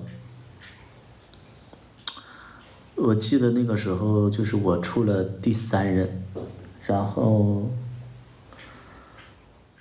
那个时候那个状态都就是那一年我是28、9岁，然后我是刚接触奢侈品牌，所以那一年我买了很多奢侈品的衣服，然后他那个时候跟我同居，然后他打开我的衣柜，他说啊好多名牌啊，然后他这句话就是我就放在心上了。我听到他说这句话，他在那块说，哇，你好多名牌啊！我听到以后，我就心里就会记住了。然后没过多久，我就给他买了一件 LV 的短袖，然后我以为他会很开心，但是他没有很开心。我说，你不喜欢吗？他说喜欢。然后这个事儿其实我就没有达到我预期给他惊喜的那个状态，所以我会觉得有点莫名其妙。直到后来我们聊起来，他说其实我穿什么都无所谓，我觉得这个东西有固然好，但我也没有那么高的要求。他觉得说怎么样活都可以。然后我说，是因为，就是你一点兴趣都没有。我就问他，我说你是因为你是一点兴趣都没有，还是说你你是因为你没有能力，所以你不会去选择？他说我是不屑。他说是因为我不屑名牌，就是他他觉得名牌不过如此，他就觉得他无所谓。然后我就不明白这个点，我说你要是觉得说你不屑这些东西的话，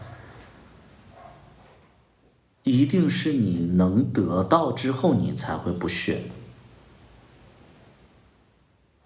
能明白不？就是一定是就是比如说我觉得穿什么无所谓，一定是我有能力穿好多好多东西之后，我才会觉得啊，名牌不过如此。是我有这个能力了之后，我才觉得说，名牌其实给予不了我太多的精神层面的那种享受，而不是说我压根都没有触及到那些东西，然后我就觉得说这些东西没意思。这年轻人是这种想法，他跟我的不是对。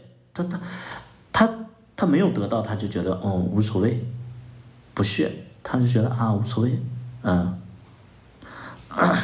对，就是年轻人的思想是这样，我就会觉得说，那我们是不是得站在高处望下面，我们才知道那个高点是不是好的？就我就觉得他们很奇怪的，就是交流不了。他觉得有没有都行，是有没有都行，但是前提是你有了，就是他们不是说有没有不行，他们是会觉得说这个东西没有那么好，或者说这个东西不见得就是好。我说不见得好不好，是你得有了之后你才去判定它是好或不好，或者说你才能决定它是好不好，或者说你才能去说这种话。就好比我有1000万，然后我是一个千万富翁，然后我说有钱了之后，生活依旧很忙碌，而不是说是我现在只有100块钱，然后我去评价有钱人的生活，我说，哎，你看他们有钱人也不幸福，这种是两个概念。我这样说你们能懂不？等你真到了千万级，你会发现啊，千万级的生活，它可能是很忙碌，但是又很充实的一个状态，还是不爱了，别找结果。你有病吗？请问你是精神不好吗？那个叫杨仔的，这个人是有病吗？他是他是有毛病吗？新加坡怎么会有这样的人？哈尔滨啊，看错了，哈尔滨啊，还是我老乡，精神不好，他可能啊。我说的就，你可以说是不爱了，但是一定是有原因不爱了。我在说这个原因，我没有说我不是不爱了，是因为怎么地。因为分手了，其实刚才有人也说分手了其实就是不爱了，我认同这句话，啊，我是在说这个原因。难道你说不爱了，然后就不去问原因了吗？对吧？那两回事儿，所以说我觉得你脑子有问题。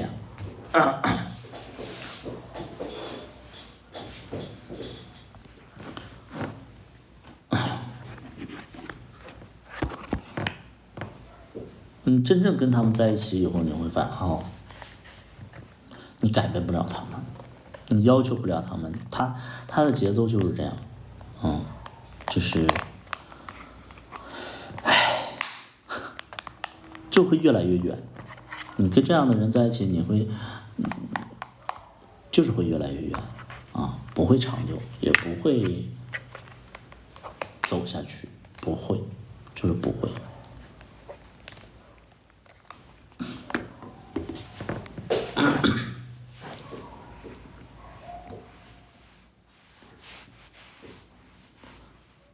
因为真的追求不一样，我就会觉得说，我对自己的，我觉得好的生活就是，可能你遇到一个人，本来你不喜欢运动的，但是因为他在运动，所以就让你也喜欢上运动了，哪怕你跟他分开了，他留下的可能不是财富，而是影响。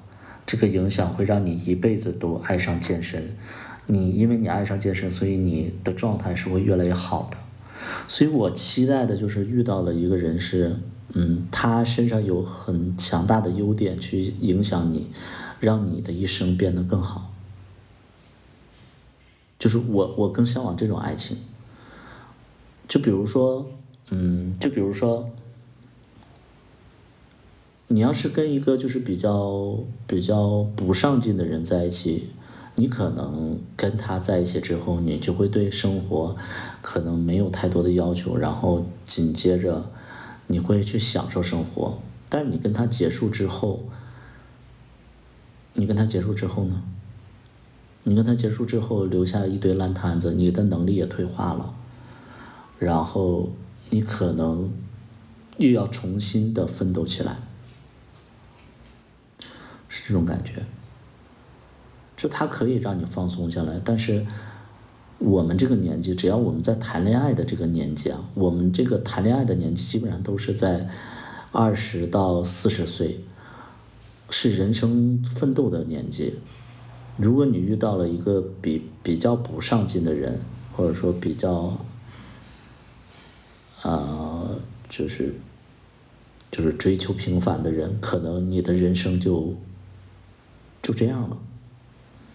在这么一个关键的点，你遇到这样的人，他会影响你，然后让你的人生就如此了。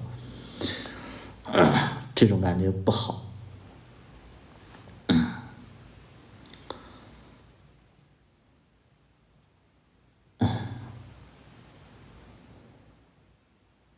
不二小叔，不二小叔，咱俩连线，你能连线吗？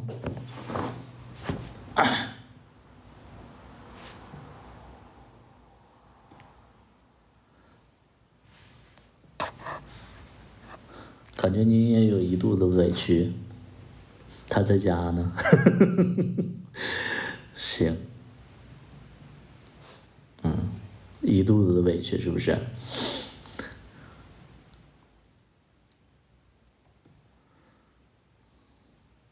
但不二小叔，你知道你这一段的文字对于一些人看在眼里，就是你这个人爹味儿很重，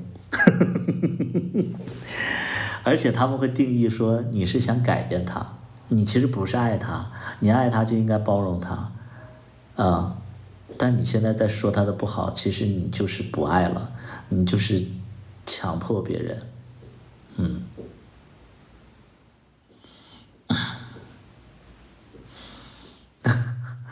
就是这样的就是人的成见是一座大山，对，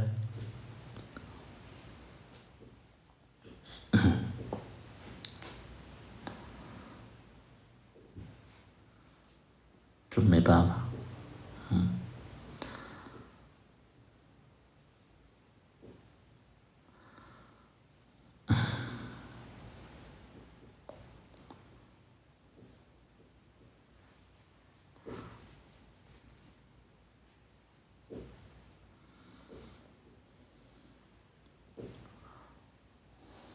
出轨的呢？什么出轨的呢？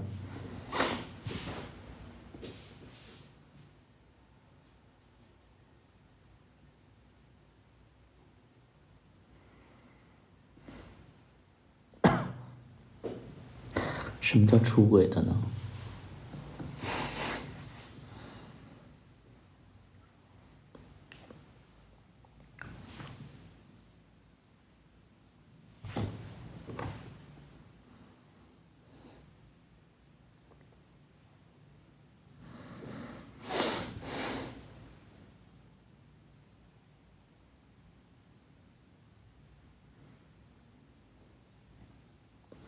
那么多年，一方出轨，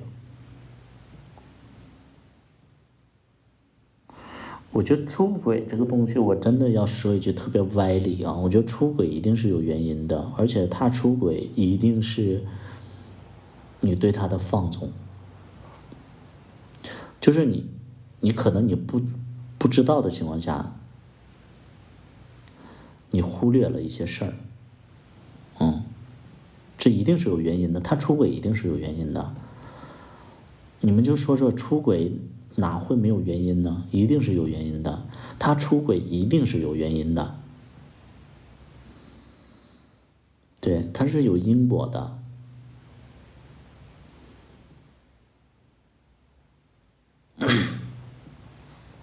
他为什么会出轨，一定是有原因的。你就要找到这个原因，不能说都赖出轨的。肯定问题是是双方的嘛，而且，发生问题的时候，你一再的就是说，就觉得谁对谁错，我觉得不应该这一定会有这个缘故吗？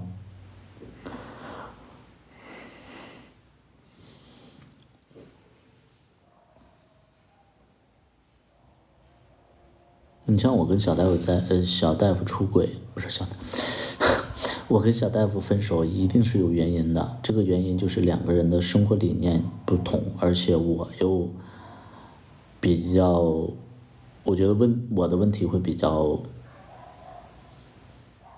的多，因为我对生活的要求会比较高一些。说漏嘴了，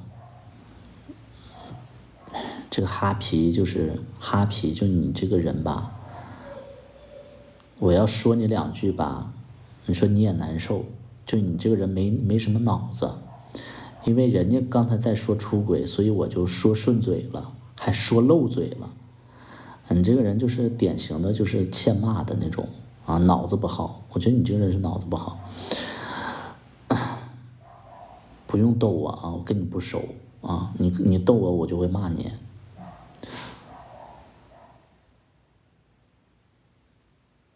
是的，我也是这个状态。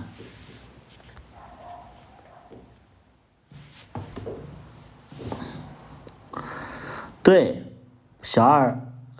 不二小叔，小大夫也是这样，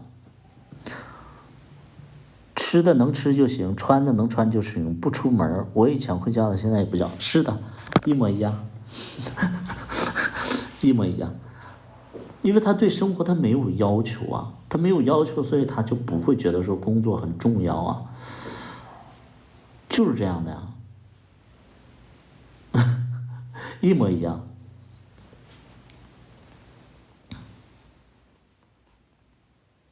因为你们是情侣关系，所以你不可能让他饿着。你可能给予不了太多的东西，但是能让他状态就是是能活着的状态，他就觉得很满意了。那要是我的话，我说实在的啊，就是我的个性是什么？我跟小大夫完全不一样的点是什么？比如说有一个人啊，我跟他在一起，他每个月不给我2万块钱的话，我心里都会就是说，就是着急出去挣一份钱去。他哪怕一个月给我5000块钱，我都嫌少，我得出去挣钱去，因为我对自己是有要求的，能明白不？你们能明白不？就是5000块钱，其实在我的心里，因为我对生活是有要求，所以5000块钱，你哪怕你给一个月给我5000块钱零花钱，我都觉得说太少了，那我自己要去赚去的，这是对自己是有要求的。但是有些人可能你不给我钱，但是每天有吃有住，挺好了，他就不想去工作了，是这种状态。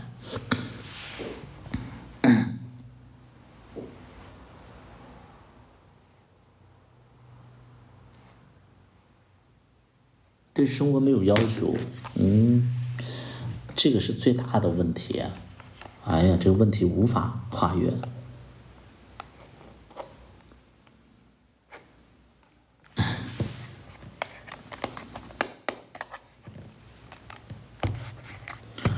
逗死了！分手的原因是人家没跟你要钱，你这人脑子不好。直播间里有没有这么多的人脑子不好？37岁了脑子不好。直播间里有好多奇怪的人啊，你们可以就凑在一个医院里去集中团购一下看看病，脑科，精神科、脑科，还有智商都测一测。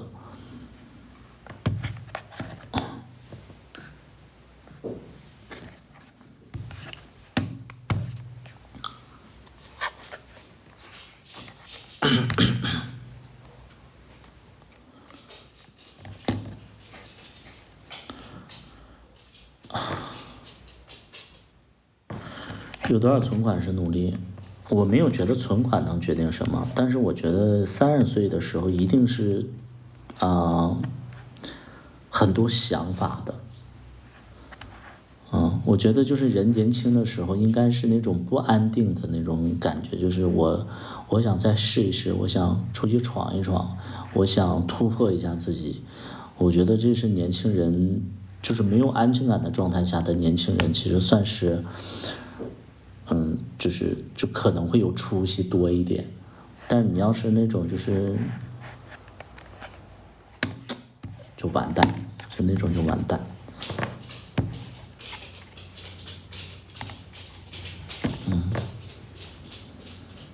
这跟存款没关系，就我觉得年轻人一定是要折腾，一定是要有很多的想法的。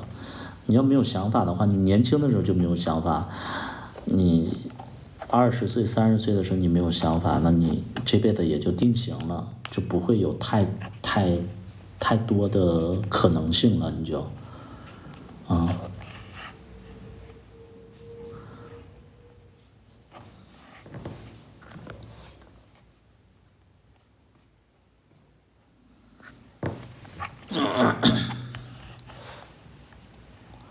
存款有什么关系？现在的经济形势就是大洗牌，前几年靠买房子赚钱的，现在房子都亏了。前几年做生意赚钱的，这几年生意也不好做，也都亏了，该店也都关了，所以它就是一个大洗牌的一个状态。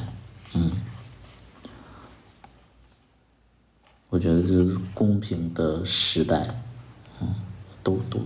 都要重新来。但最怕的就是什么呢？就是你跟他方向不一致。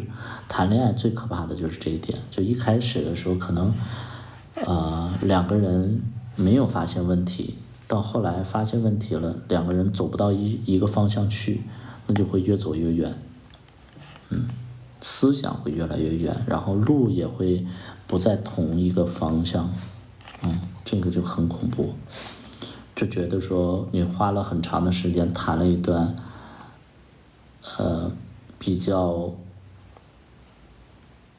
浅的一段感情，然后到后来涉及到深的了，你发现你俩走不到一起去了。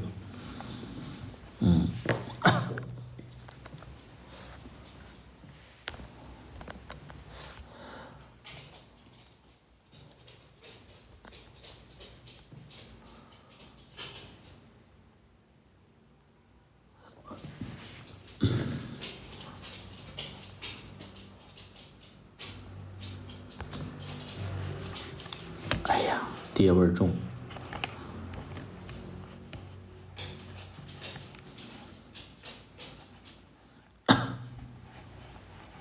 焦虑是对的呀，我觉得焦虑就是所有人都要在这个年代是要有焦虑感的，这样你才会不断的上进嘛。那你已经满足了，我觉得那个就是你就完了。就人最怕的就是你太过于满足现状，那就没意思了，你的人生就没意思了啊。你不觉得有点焦虑感其实是好的吗？你就会有动力啊，因为我现在没有安全感，然后我存款不够，那我就出去赚呐，然后会遇到一些人和事儿啊，我觉得这才是年轻人的生活态度啊。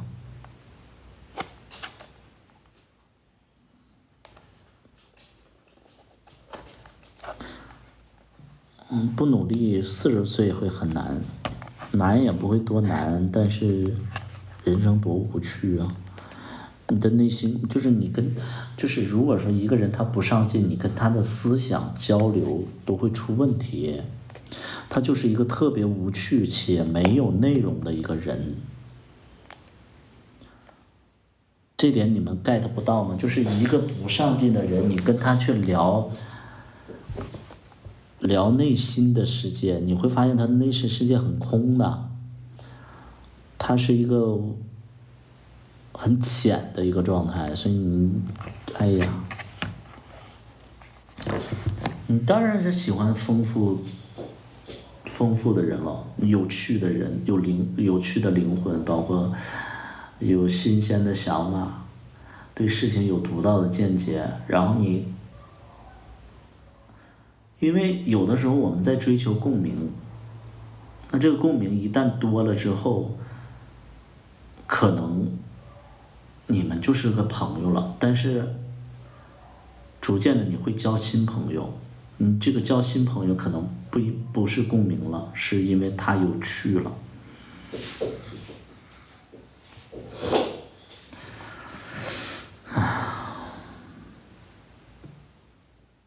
完蛋。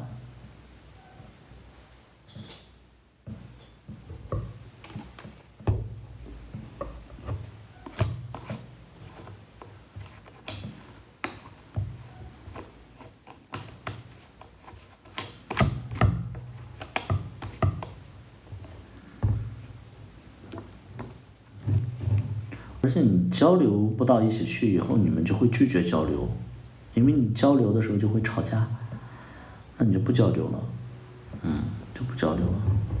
所以一定是找一个能交流且愿意交流的人，他有源源不断的东西能跟你交流。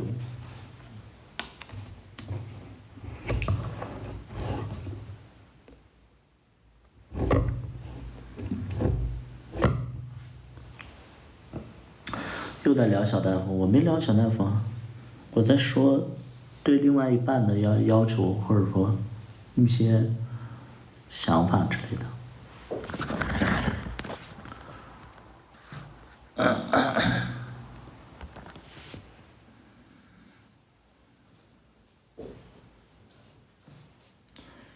有钱没钱一样生活，没钱的生活我过不了。我很好奇，没钱你为什么不去赚钱？有钱没钱一样生活，这点我非常不认同。没钱就要有钱，你有钱你才能享受你辛苦的你辛苦，因为人在这个世界上就是辛苦的，你何不再辛苦一点儿，然后你就是痛并快乐着，要不然你这人生本来很苦，然后你又没有钱去享受。我对象是一，但在他身上我看不到他责任感。分手是1年半。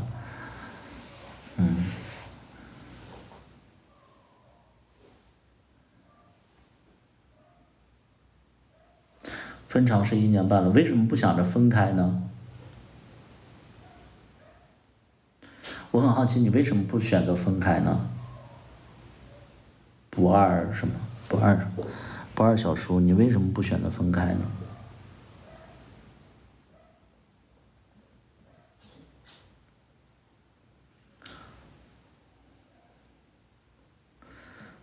他又回来了，然后呢？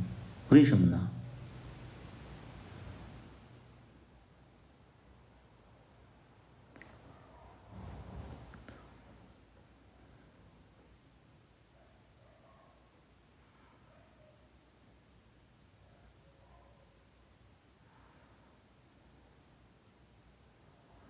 因为养的狗，还是因为你没有新的人选？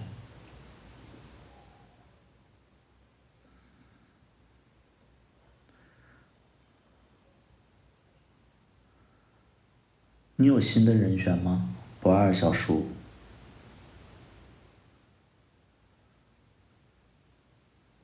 我也没找。是你觉得遇不到更好的，还是你其实因为这段感情你也消耗了很多，你不想找了？对，是这样。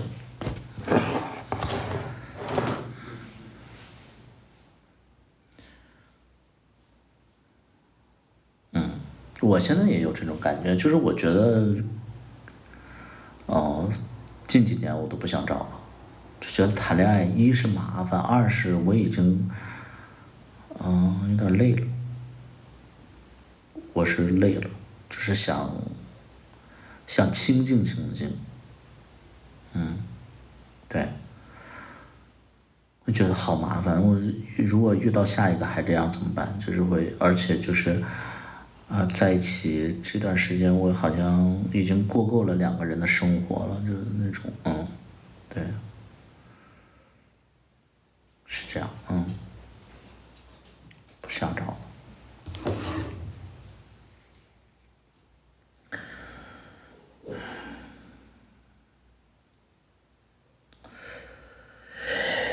能懂你。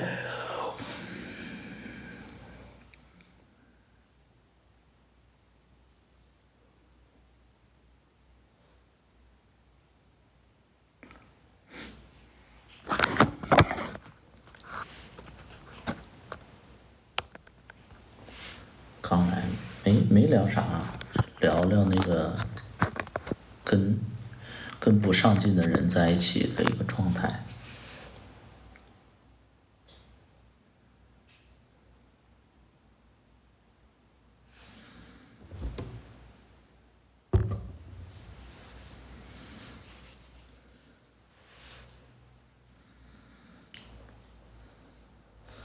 我都找到50岁了，谈了7、8，什么意思？我都找到50岁了，是看错了吗？我都找到50岁了，谈了7、8，谈了7、8什么意思？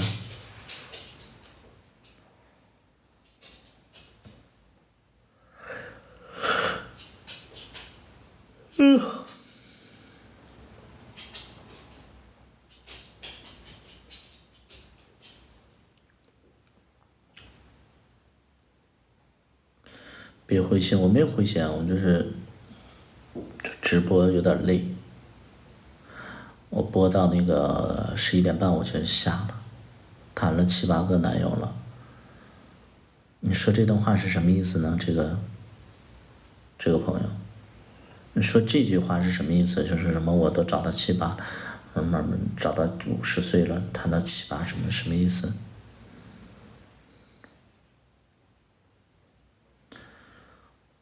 他跟我说的这个东西怎么了？是有什么关联吗？分手之后还跟前任有联系吗？有联系。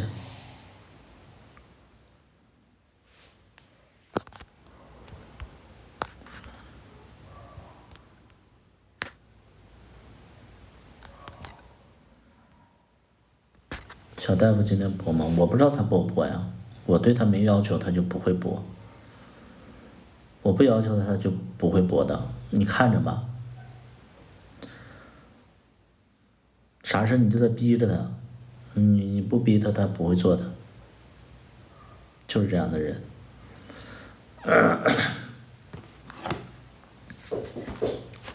他播不播那是他自己的事儿。如果他房贷还不上，我绝对不会给他出的。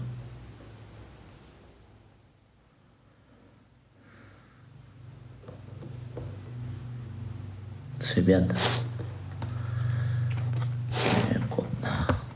管不了，你咋管？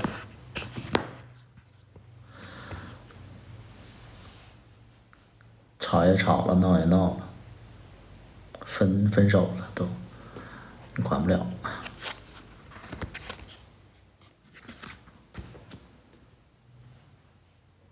说啥？没啥说的。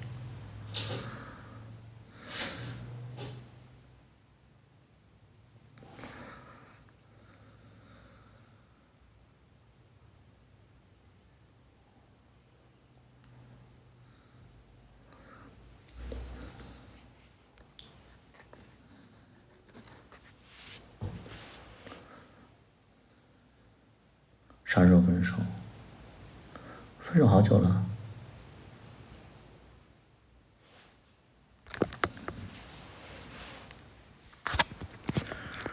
世界立体才是好的状态吗？我不知道，我现在感情，我也不知道，我对感情没兴趣了。我对感情一点兴趣都没有了，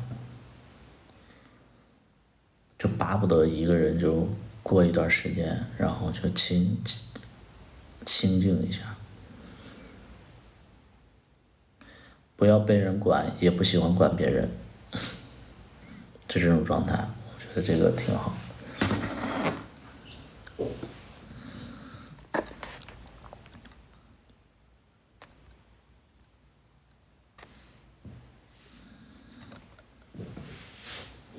拜三拜，别老仔，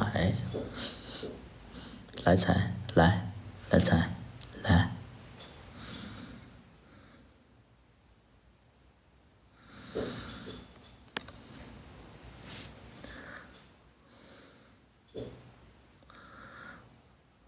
小爱同学，我在。播放八面来财。好啊，播放专辑《八方来财》。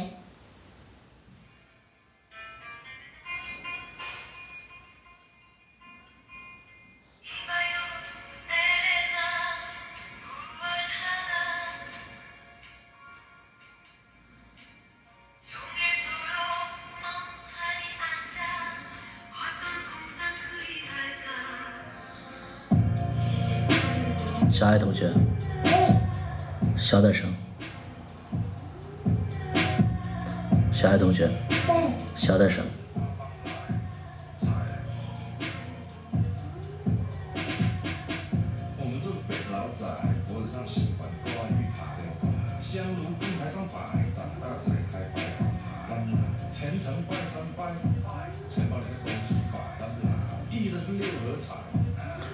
跟原生家庭有什么关系？我原生家庭啥也不是，我原生家庭更啥也不是。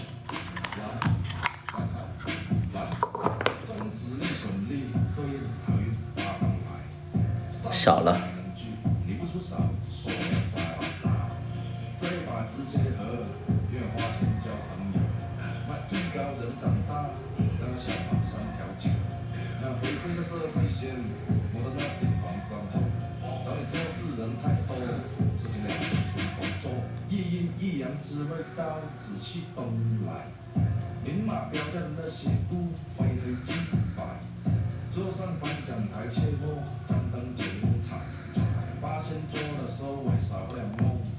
小爱同学，关闭，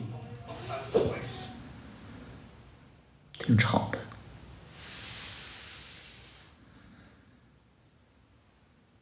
你有什么事儿吗？你问这个问题，你问这个问题是有什么事儿吗？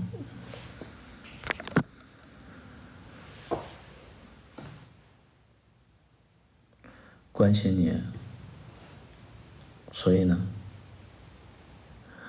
兴趣可以考虑苏州城的王大治，不认识，想了解你的近况，所以呢，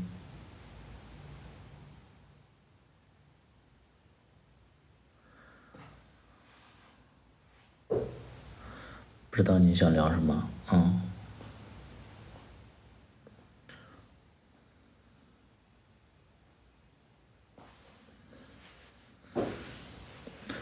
招募什么渠道？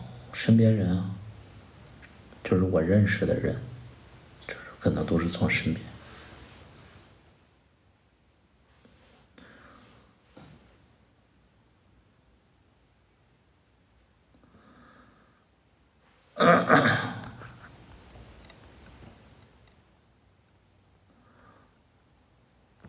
王大治不认识，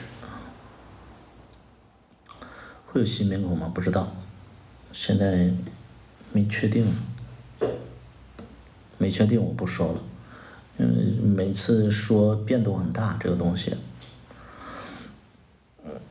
就是变动很大。我上一次小茉莉，就是龙二和卡卡，我都不知道他们会来，完他们还来了，就是很多东西变动很大。一开始我们就没有计划他俩会来，这很奇怪。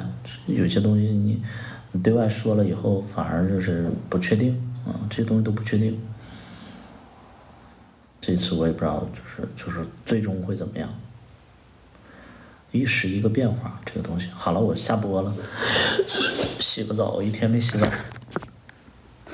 ，11点半了。